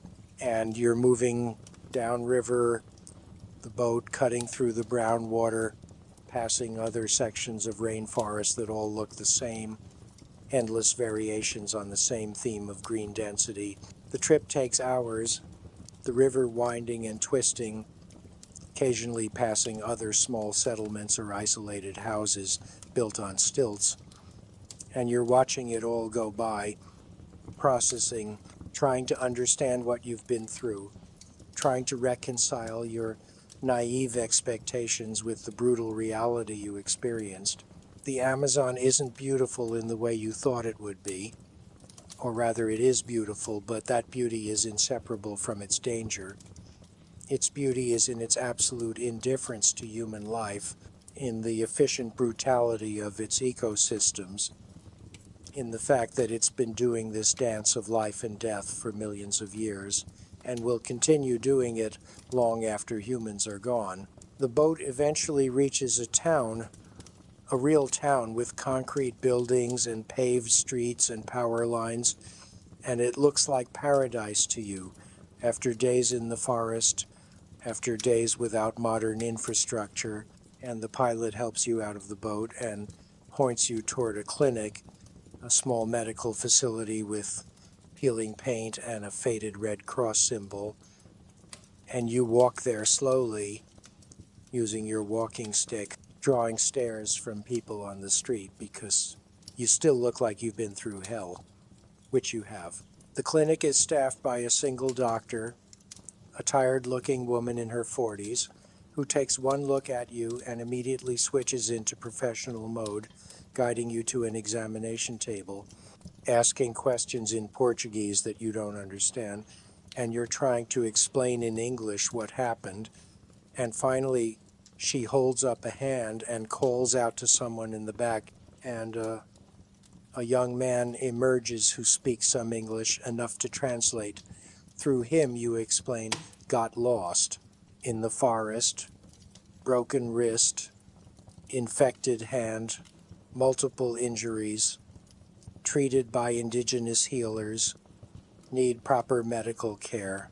The doctor examines you thoroughly, unwrapping Amma's careful bandages, and she makes impressed sounds when she sees your hand, says something to the translator, and he tells you that the infection is almost completely resolved, that whoever treated you did an excellent job, that the plant medicine they used was remarkably effective. She x-rays your wrist, an old x-ray machine that takes forever to warm up and produces grainy images, but it's enough to confirm that the break has been set correctly, that it's aligned properly and should heal without complications. She gives you antibiotics anyway, just to make sure any remaining infection is completely eliminated. And she gives you pain medication, real pharmaceutical pain medication, and she resplints your wrist with modern materials, fiberglass and padding, and she treats your feet, which are healing but still tender, and she gives you new bandages and antibiotic ointment and instructions on how to care for your wounds. She wants to keep you overnight for observation, concerned about the possibility of malaria or dengue or other diseases that might be incubating in your system. And you agree readily because the idea of sleeping in a real bed under a mosquito net in a room with walls and a door sounds impossibly luxurious. They set you up in a small room with a cot and a fan, that barely moves the humid air. And you lie down and you sleep again, deep, dreamless sleep, your body finally relaxed enough to enter real restorative rest. You wake to find it's the next morning, and you feel different again, more human, more yourself, like you're finally coming back from wherever you went during those desperate hours alone in the forest. The doctor checks on you, takes your temperature and blood pressure, examines your injuries again, and declares you stable, says you can leave but should return if you develop fever or if any of your wounds start looking infected again. You pay her what you can, American dollars that you had in a waterproof pouch in your pack, and she accepts them and writes out prescriptions and instructions.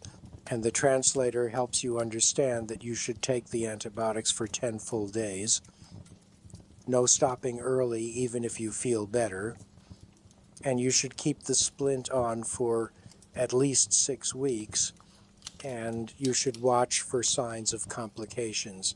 You leave the clinic and you need to figure out how to get home, how to get back to your country, to your life, and this involves finding the local government office and explaining your situation, and they help you contact your embassy, and there's paperwork and phone calls and a lot of waiting.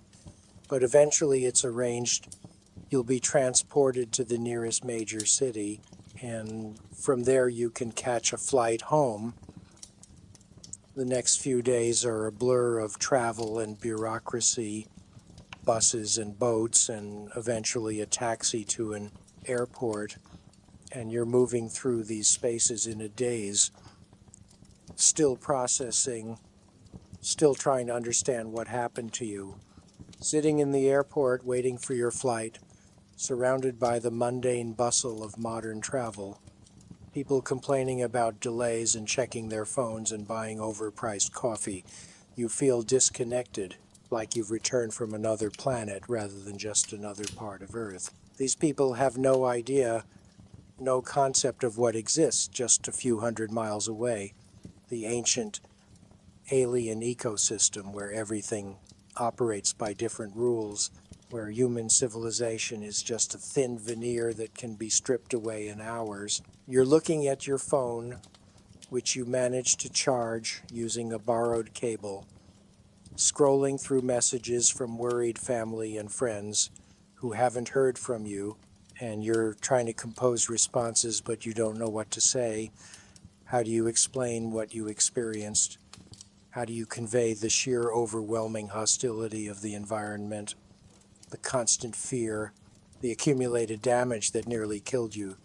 You settle for simple messages: I'm okay, I'm safe, I'll explain when I get home. And you send these to everyone who's been trying to reach you, and then you put the phone away because looking at it makes you feel strange, makes you feel the dissonance between that world and this world, between the person you were before entering the forest and the person you are now. Your wrist throbs under its splint, a constant reminder, and your hand is still sensitive, the skin pink and new where it was swollen and infected. Your feet hurt in your new boots, cheap ones you bought at a market, because your old boots were so destroyed they had to be thrown away, and every step reminds you of the blisters, the blood, the desperate walking through impossible terrain. You board the plane eventually, and flying feels surreal, looking down at the green expanse of the Amazon from 30,000 feet, seeing it as a carpet of trees, beautiful and harmless from this distance, giving no indication of the deadly complexity hidden beneath that canopy. You think about the village, about Amma and the young man and all the people who helped you, and you wonder if you'll ever see them again, if you'll ever get a chance to properly thank them, to repay the debt you owe for your life. You think about the 3 men who found you initially, how your life literally hung on the chance encounter with people who happened to be in that part of the forest at that exact time, how if they'd been somewhere else or if you'd gone a different direction, you'd still be out there, probably dead by now. Your body being recycled by the forest, absorbed back into the ecosystem.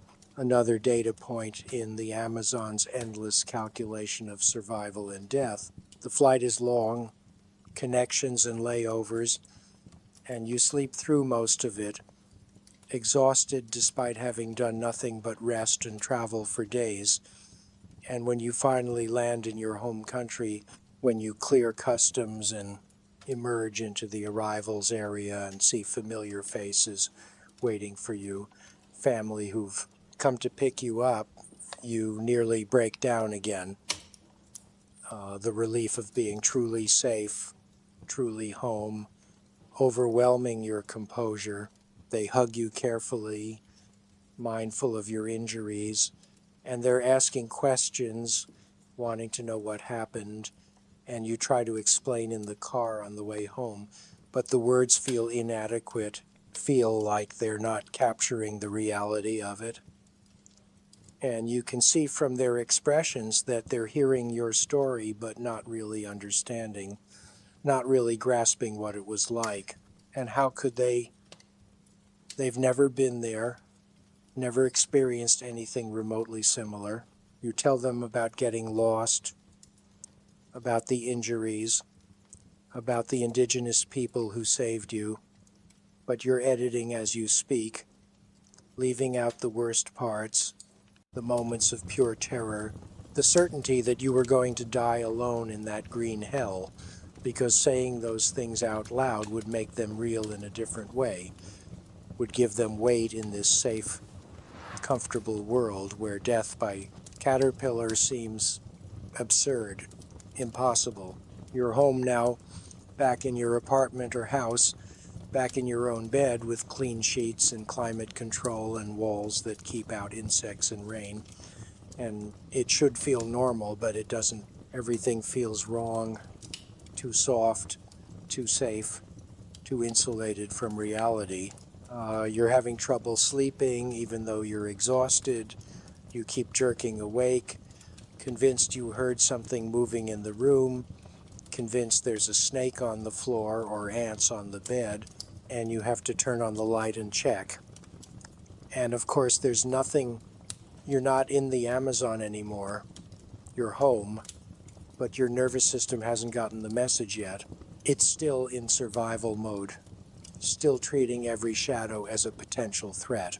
The pain medication helps you sleep eventually, pulls you under into dreams that are confused and anxious, dreams where you're back in the forest, walking in circles, unable to find the way out, and you wake up sweating despite the air conditioning, your heart racing, and it takes several minutes to orient yourself, to remember where you are, to convince yourself you're safe.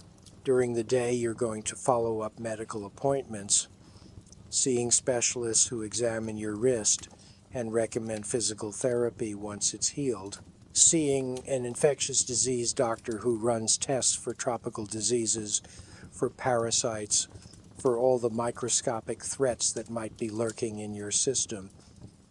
And most of the tests come back negative, which is lucky, incredibly lucky, though you do test positive for a mild parasitic infection, probably from the stream water you drank, and they prescribe medication for it, and they tell you you're fortunate, that it could have been much worse, that people who drink untreated water in the Amazon often end up with severe dysentery or cholera or worse.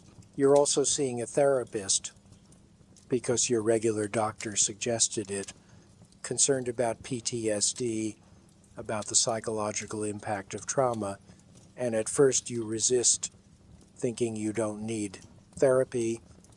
You survived, you're fine, but after a few sessions you realize you're not fine.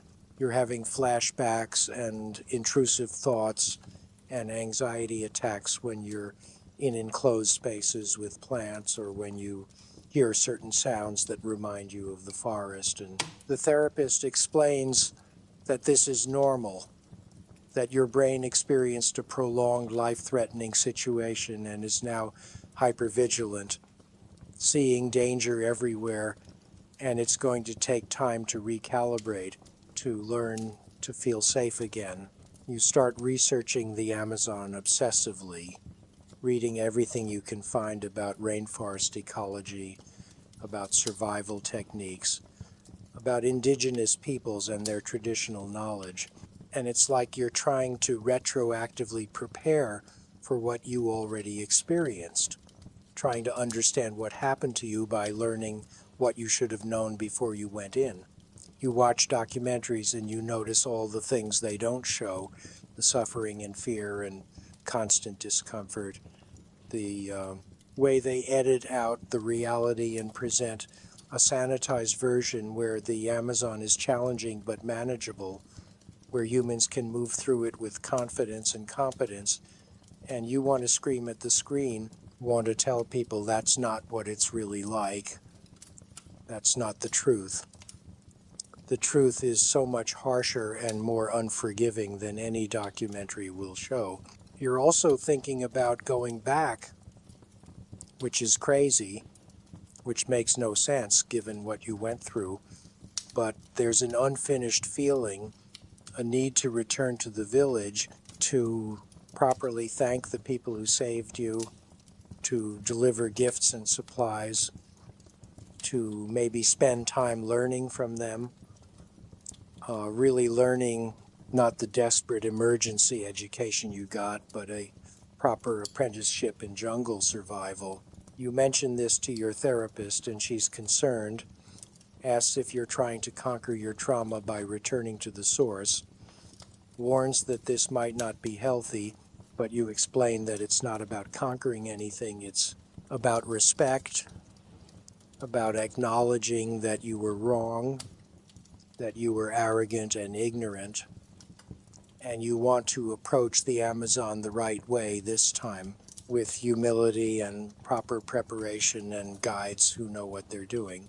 Months pass and your wrist heals slowly, the bone knitting back together, and physical therapy helps you regain range of motion, though it's never quite the same. There's a stiffness, a weakness, a reminder that will last the rest of your life. Your hand has healed completely, the swelling gone, the red streaks faded, and the skin has returned to normal except for some slight discoloration where the infection was worst. And you're told you're lucky, that blood poisoning can cause permanent tissue damage, can require amputation in severe cases, and the fact that indigenous plant medicine stopped your infection is remarkable, something that medical researchers would be interested in studying if they could identify exactly what compounds were used.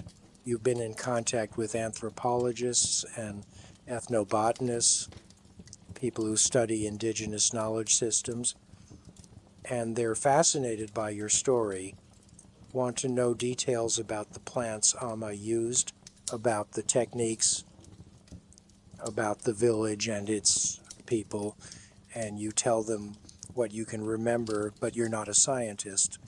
You didn't take notes or samples. You were too busy trying not to die to document anything properly.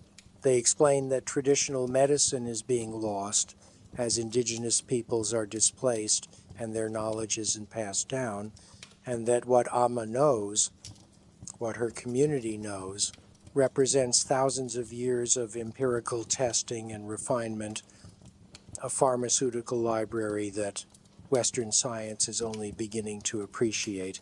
You're more determined than ever to return, to bring researchers who can properly document this knowledge, with the community's permission, to find ways to support the village, to protect their land and their way of life. Because they saved you, and the least you can do is try to help preserve what they've built, what they've maintained, against all the pressures of modernization and deforestation and cultural extinction.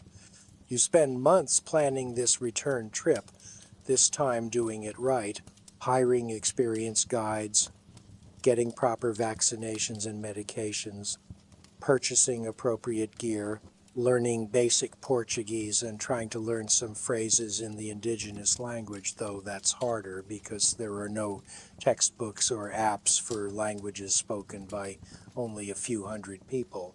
You're in contact with NGOs working in the Amazon, organizations focused on indigenous rights and rainforest conservation, and they help you make connections, help you arrange the logistics of returning to a village that doesn't appear on any map, that exists in a part of the forest where GPS doesn't work reliably and where navigation is done by landmark and experience. The preparations take almost a year between healing and planning and arranging permissions and finding the right people to accompany you. And during this time, you're constantly thinking about the forest, about the village, about the people who saved you, and you're worried that something might have happened in the intervening months, that the village might have been displaced or that Amma might have died. She was elderly after all. And you're racing against time in a way, trying to get back before it's too late to properly express your gratitude. You're also different now, changed by what you experienced, and people who knew you before notice it, comment on it, say you're more serious, more thoughtful, less casual about things.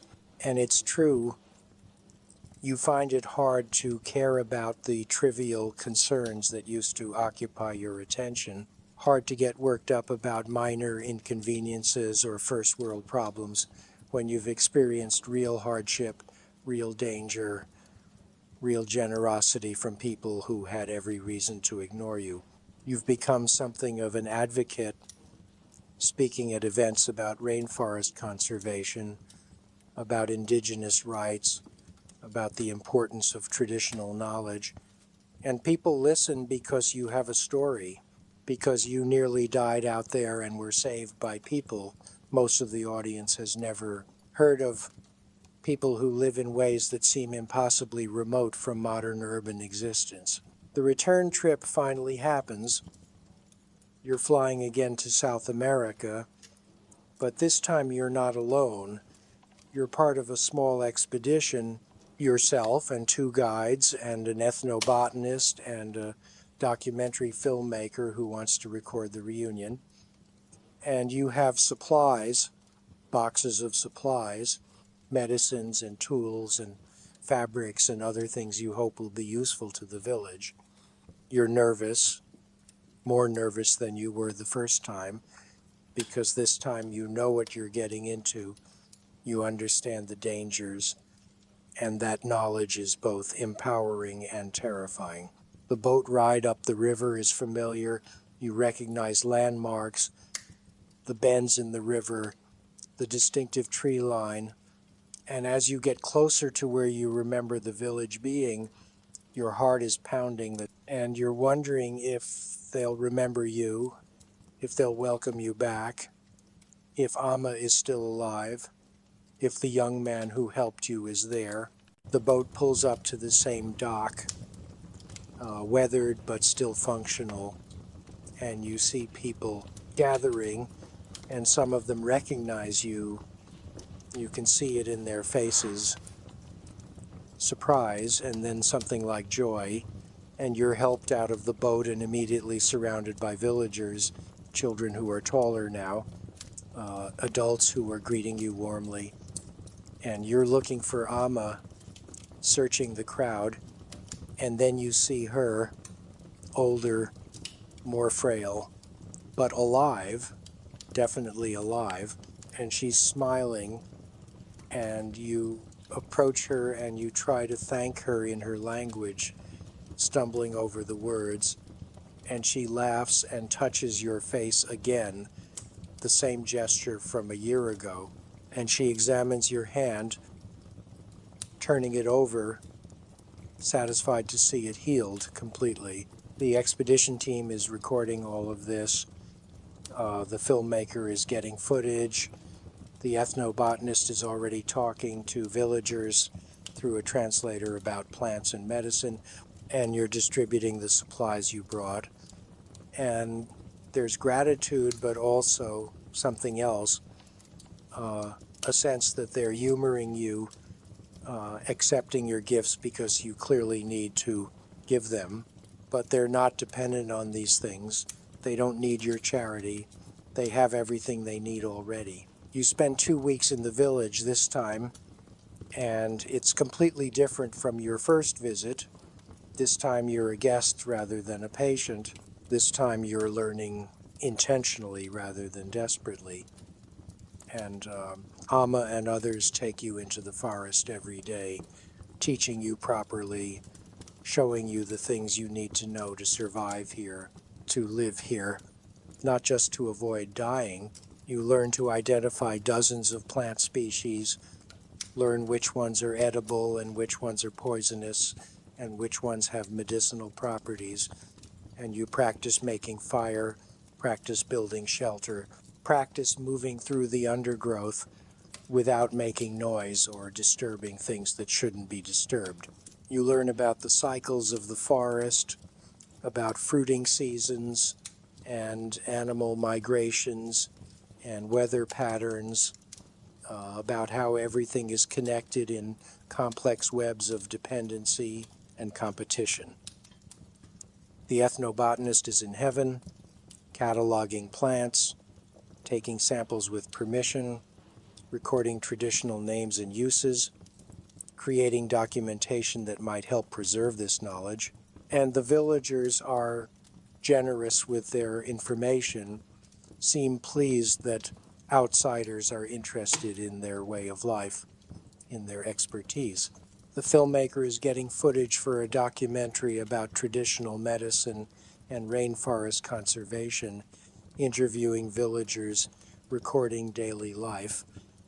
And you're part of this too, telling your story on camera, explaining what happened to you, how these people saved your life, and you're trying to use your platform, your story, to draw attention to the importance of protecting indigenous lands, protecting the rainforest, protecting the knowledge systems that have sustained human life here for thousands of years. One day, near the end of your visit, the young man who originally found you, whose name you've learned is something that sounds like Kaito, though again you're probably pronouncing it wrong, takes you on a solo trip into the forest, just the two of you. And you're nervous because you still have trauma from your last solo forest experience, but you trust him and you follow. He leads you for several hours, moving through terrain that you now recognize as deliberately challenging, testing your skills, seeing what you've learned, and you're performing better than you would have a year ago, avoiding thorns, spotting snakes before you step near them, reading the forest signs that indicate water or animal presence. Eventually you reach a spot that he seems to have chosen as a destination, a small clearing with a view of the canopy, and he sits down and gestures for you to sit, and you do, and he begins to speak, slowly, mixing his language with the Portuguese you've learned, and gestures, and you're understanding maybe 60% of what he's saying, but the gist is clear. He's explaining why he and the other men helped you that day, why they brought you to the village instead of leaving you. He says that the forest provides for those who respect it and takes from those who don't. And you were clearly someone who didn't understand the forest, who needed teaching, and helping you was natural, was what anyone would do, was part of living in balance with the world. He explains that his people have seen many outsiders over the years, some good, some bad, some respectful, some exploitative, and they're careful about who they help and who they don't. And they chose to help you because something about your desperation, your obvious incompetence combined with your lack of malice made you worth saving. He's asking you now what you plan to do with what you've learned, whether you'll use your story to help or to harm, whether you'll respect what you've been taught or exploit it, and you're answering as honestly as you can, explaining that you want to help protect the forest, protect indigenous rights, use your platform to raise awareness. And he listens and nods, and you can't tell if he believes you or if he's reserving judgment, waiting to see what you actually do rather than what you say. The conversation continues, becomes deeper, more philosophical, and he's explaining his worldview, his understanding of the relationship between humans and nature. And it's so different from Western thinking. There's no separation, no human versus nature dichotomy. Humans are part of the system, embedded in it, responsible to it, and the idea of conquering nature or dominating it is nonsensical, suicidal even, because you can't conquer yourself. You can't dominate the system you're part of without destroying yourself in the process. You're listening, really listening, trying to understand not just the words but the entire framework of thinking. And you're realizing that this is what you were missing before, this fundamental understanding of your place in the world, this humility, this respect. He tells you that the forest is dying, that his people can see it, feel it, that the balance is shifting, that too much is being taken and not enough is being given back, and his grandchildren might not have the forest to live in, might not have the knowledge to survive because there will be nothing left to survive in. And there's sadness in his voice, and anger, but also determination, a refusal to give up even in the face of overwhelming odds. You promise him, promise yourself, that you'll do whatever you can to help, that your story will be told in service of protection, that the attention you can bring will be focused on preservation and respect and indigenous sovereignty. Your time in the village ends too soon. You could stay for months, years even, and still not learn everything there is to know, but you have to return to your life, to your world, and this time the departure is different. There's sadness, but also connection. You're leaving as a friend rather than as a rescued stranger. And there are promises to return, to stay in touch through the NGOs who work in the area, to continue supporting the village however you can. Amma gives you a final gift, a small bundle of the medicinal plants she used to save your life, carefully preserved and packaged, and she explains through translation how to use them, how to prepare them, and she makes you promise to share this knowledge with doctors and researchers who might be able to help others. You promise, knowing that this gift represents not just plants but trust, a willingness to share sacred knowledge with outsiders in the hope that it will be used respectfully, used to heal, and you're humbled by this trust, aware of the enormous responsibility it represents. The boat ride back down the river is contemplative. You're watching the forest slide by, and you're thinking about everything you've learned, everything you've experienced, and you're trying to process how to integrate this into your life, how to be a person who has seen both worlds and understands the value of each, the limitations of each. The modern world has technologies and comforts that make life easier, safer, longer, but it's disconnected from the natural systems that sustain it. It's forgotten or never learned the fundamental truths that Kaito and Amma and their people understand instinctively, the truths about balance and reciprocity and respect. The developed world is destroying the rainforest to feed its appetite for resources, destroying the very systems that regulate global climate, that produce oxygen, that hold untold pharmaceutical and scientific knowledge, and doing it for short-term profit, for products that will be used and discarded, for lifestyles that are unsustainable.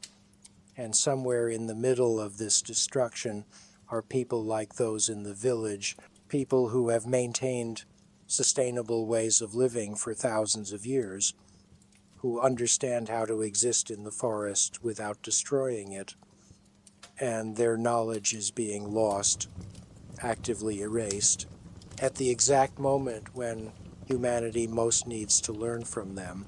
You're thinking about how to communicate this, how to make people care, how to bridge the enormous gap between the world you came from and the world you've just left. And it feels impossible, overwhelming, but you have to try, have to do something, because you owe it to the people who saved your life.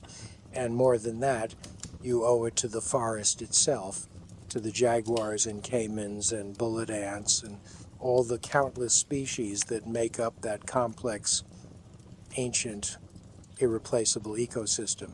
Back in the city, you begin work on a book, a detailed account of your experience, and you're trying to be honest about your failures, your arrogance, your ignorance, trying to paint an accurate picture of the Amazon that goes beyond the romanticized or vilified extremes that dominate popular understanding. You're working with the ethnobotanist to document the medicinal plants Amma gave you, working with indigenous rights lawyers to understand the legal frameworks that protect or fail to protect native lands, working with conservationists to understand the scope of deforestation and the strategies being used to combat it.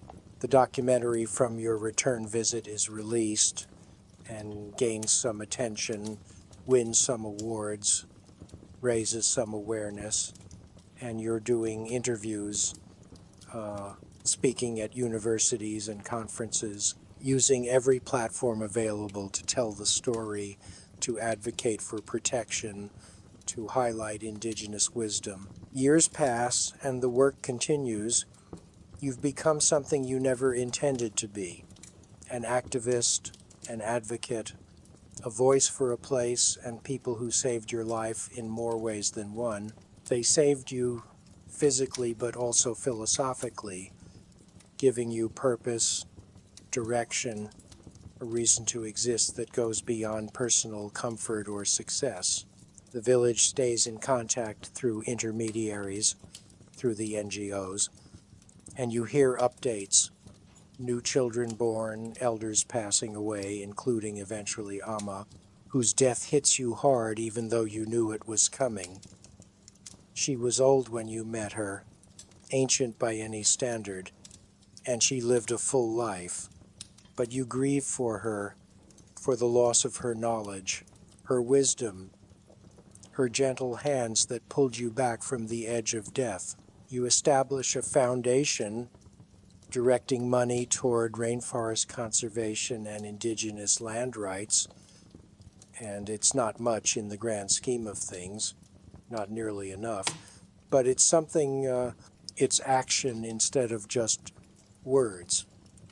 You return to the Amazon several times over the years, always to the same village, watching the children you met grow into adults, watching the forest change, watching the encroachment of logging and mining and agriculture creep closer to lands that are supposed to be protected. And each visit reinforces your commitment, reminds you why this matters, why you can't stop. Your wrist still bothers you sometimes, aches when the weather changes or when you've used it too much. A permanent reminder of your time in the forest, and you're oddly grateful for this reminder, for this physical connection to an experience that changed everything about how you see the world. You've learned more languages, improved your Portuguese, learned more of the indigenous language. Though you'll never be fluent, never truly be part of that world, you're always an outsider, always a visitor, and that's okay, that's appropriate. Your job isn't to become indigenous. Your job is to use your privilege, your platform, your position in the developed world to advocate for people who are often ignored, exploited, or actively harmed by the systems that benefit you. The Amazon is still dying. That hasn't changed. In some ways, it's getting worse. Deforestation rates fluctuate with political will and economic pressures, and sometimes you feel hopeless, feel like all your work is meaningless against the tide of destruction. But then you remember Kaido's face when he talked about his grandchildren, remember his determination, his refusal to surrender, and you find the energy to keep going.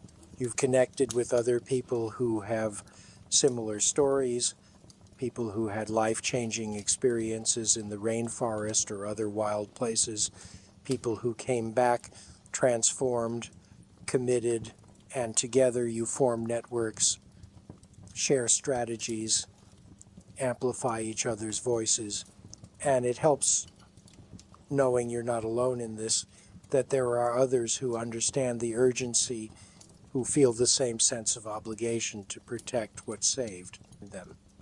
You think sometimes about your first desperate day in the forest, about how naive you were, how unprepared, how certain you were that you could handle it with minimal knowledge and maximum confidence, and you cringe at your former self, but you also feel a strange gratitude for that naivety, because without it you never would have gone in, never would have gotten lost, never would have met the people who changed your life, and all the subsequent good that came from that experience would never have happened. It's a strange calculus, weighing near death against life transformation, weighing suffering against purpose, and you're not sure if you'd recommend the experience to anyone else. Probably not. There are better ways to learn humility and respect than almost dying from infected caterpillar stings. But for you, it was necessary. It was the wake-up call you needed, even though you didn't know you needed it. The book gets published eventually, after years of writing and rewriting, trying to get the tone right, trying to honor the people and place that inspired it while also being honest about your failures and fears. And it does well, better than you expected. People respond to the story, to the message, to the call for action, and it leads to more speaking opportunities, more chances to advocate, more connections with people and organizations working to protect the Amazon. You donate the proceeds to rainforest conservation and indigenous rights groups, keeping only enough to support yourself, and you're living more simply now than you did before.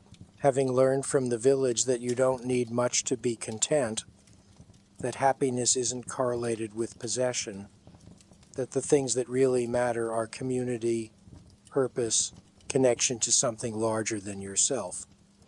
You've developed relationships with indigenous leaders and activists from other parts of the Amazon, understanding that the village that saved you is just one of hundreds, that the patterns of knowledge and sustainable living you learned there are reflected throughout the basin in different forms, different languages, same fundamental wisdom, and these leaders are fighting legal battles, political battles, physical battles to protect their lands and their rights, and you support them however you can, using your platform to amplify their voices, to bring attention to their struggles. Climate change is accelerating. The consequences of rainforest destruction are becoming undeniable, and there's growing recognition that indigenous peoples are the best stewards of rainforest land, that areas under indigenous management have significantly lower deforestation rates than protected areas managed by governments or private entities. And this gives you hope that finally maybe the world is starting to listen, starting to understand that the people who have lived in the forest for thousands of years might know more about protecting it than outsiders who view it primarily as a resource to be exploited. You're approached by universities to teach, to share your experience in academic settings, and you accept some of these invitations, working with anthropology departments and environmental studies programs, trying to convey to students the complexity of human-environment relationships, the importance of humility and respect when engaging with other cultures and ecosystems. You show them your scars, the slight bend in your wrist, the discoloration on your hand, physical evidence of what happens when you approach the Amazon with arrogance rather than respect. And you tell them that these scars are nothing compared to the invisible scars carried by indigenous peoples who have lost their lands, their languages, their relatives to the grinding machinery of colonization and development. You're invited back to the village for a special occasion, a ceremony marking the designation of their territory as officially protected indigenous land, a legal victory that took years of fighting. And you attend, and there's celebration, but also awareness that paper protections are only as strong as the political will to enforce them, that illegal logging and mining continue despite laws against them, but still it's a victory, it's progress, it matters.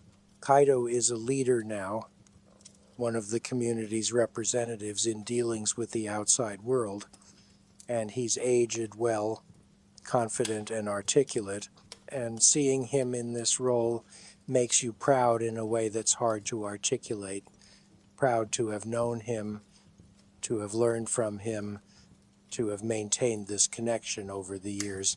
You're speaking at the ceremony, addressing villagers and government officials and NGO representatives, telling your story again, emphasizing that these people saved your life and that protecting their land, their rights, their knowledge is not just a moral imperative but a practical necessity for human survival in a changing climate.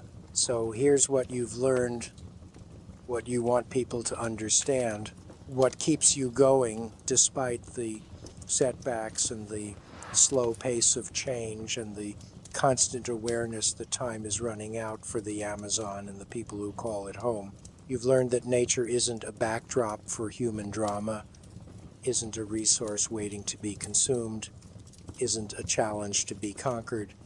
Nature is the context in which all life, including human life, exists, and forgetting this, pretending we're separate from or superior to natural systems, is the fundamental error driving environmental destruction and ultimately threatening our own survival. You've learned that indigenous peoples aren't primitive or backward, they're sophisticated, their knowledge systems are empirical and tested and remarkably effective. They've solved problems that modern science is only beginning to understand, and dismissing their wisdom in favor of Western approaches is not just arrogant, it's stupid. It's throwing away solutions that took thousands of years to develop. You've learned that survival in hostile environments isn't about strength or toughness or willpower. It's about knowledge, respect, humility, adaptability, understanding that you're part of a system much larger and more complex than yourself, and that system doesn't care about your feelings or your plans. It operates according to its own logic, and your job is to learn that logic, to work within it, not against it. You've learned that the Amazon, for all its dangers, for all the ways it can kill you, is also a place of profound beauty and importance, a living laboratory of evolution and ecology, a massive climate regulator, a storehouse of genetic diversity and chemical compounds that could solve medical problems we haven't even identified yet, and Losing it would be catastrophic not just for the species that live there, but for the entire planet. You've learned that the line between life and death can be incredibly thin, that a single encounter, a chance meeting with 3 men in the forest, can determine whether you survive or become another statistic, another cautionary tale. And this has made you value life differently, appreciate the fragility and preciousness of existence in ways you never did before. You've learned that gratitude isn't just a feeling, it's an obligation, a debt that demands action. And when someone saves your life, you don't just say thank you and move on. You spend the rest of your life trying to repay that debt, trying to be worthy of the second chance you were given. You've learned that the story we tell ourselves about humans and nature, the story of domination and conquest and progress, is incomplete at best and dangerous at worst. That there are other stories, older stories, stories about balance and reciprocity and respect. And these stories might be the ones we need to listen to if we want to have a future. And you've learned that you personally would not last a day in the Amazon. Not alone, not without help, not without knowledge passed down through generations, not without the kindness of people who owed you nothing and saved you anyway. And admitting this, accepting this profound dependence, this fundamental vulnerability, has been the most important lesson of all. Because it's true not just for you in the Amazon, but for all of us everywhere. We're all dependent on systems we don't control, on knowledge we didn't develop, on the kindness of others, on the health of ecosystems that sustain us. And pretending otherwise, pretending we're independent or self-sufficient or separate from nature, is the lie that's killing the planet, killing the Amazon, killing the people who know how to live in balance with the world. So that's the story. That's what happened. That's why you wouldn't last a day in the Amazon rainforest, and why that failure, that vulnerability, that desperate need for help taught you more about being human than anything you learned in your comfortable, climate-controlled, insulated from nature existence before stepping into that green, hostile, beautiful, essential, dying forest that you now spend your life trying to protect, trying to understand, trying to honor by telling this story over and over in the hope that maybe, just maybe, someone listening will understand, will care, will act, will help tip the balance away from destruction and toward preservation, away from exploitation and toward respect, away from the arrogant assumption that humans can survive without nature and toward the humble recognition that nature can definitely survive without humans.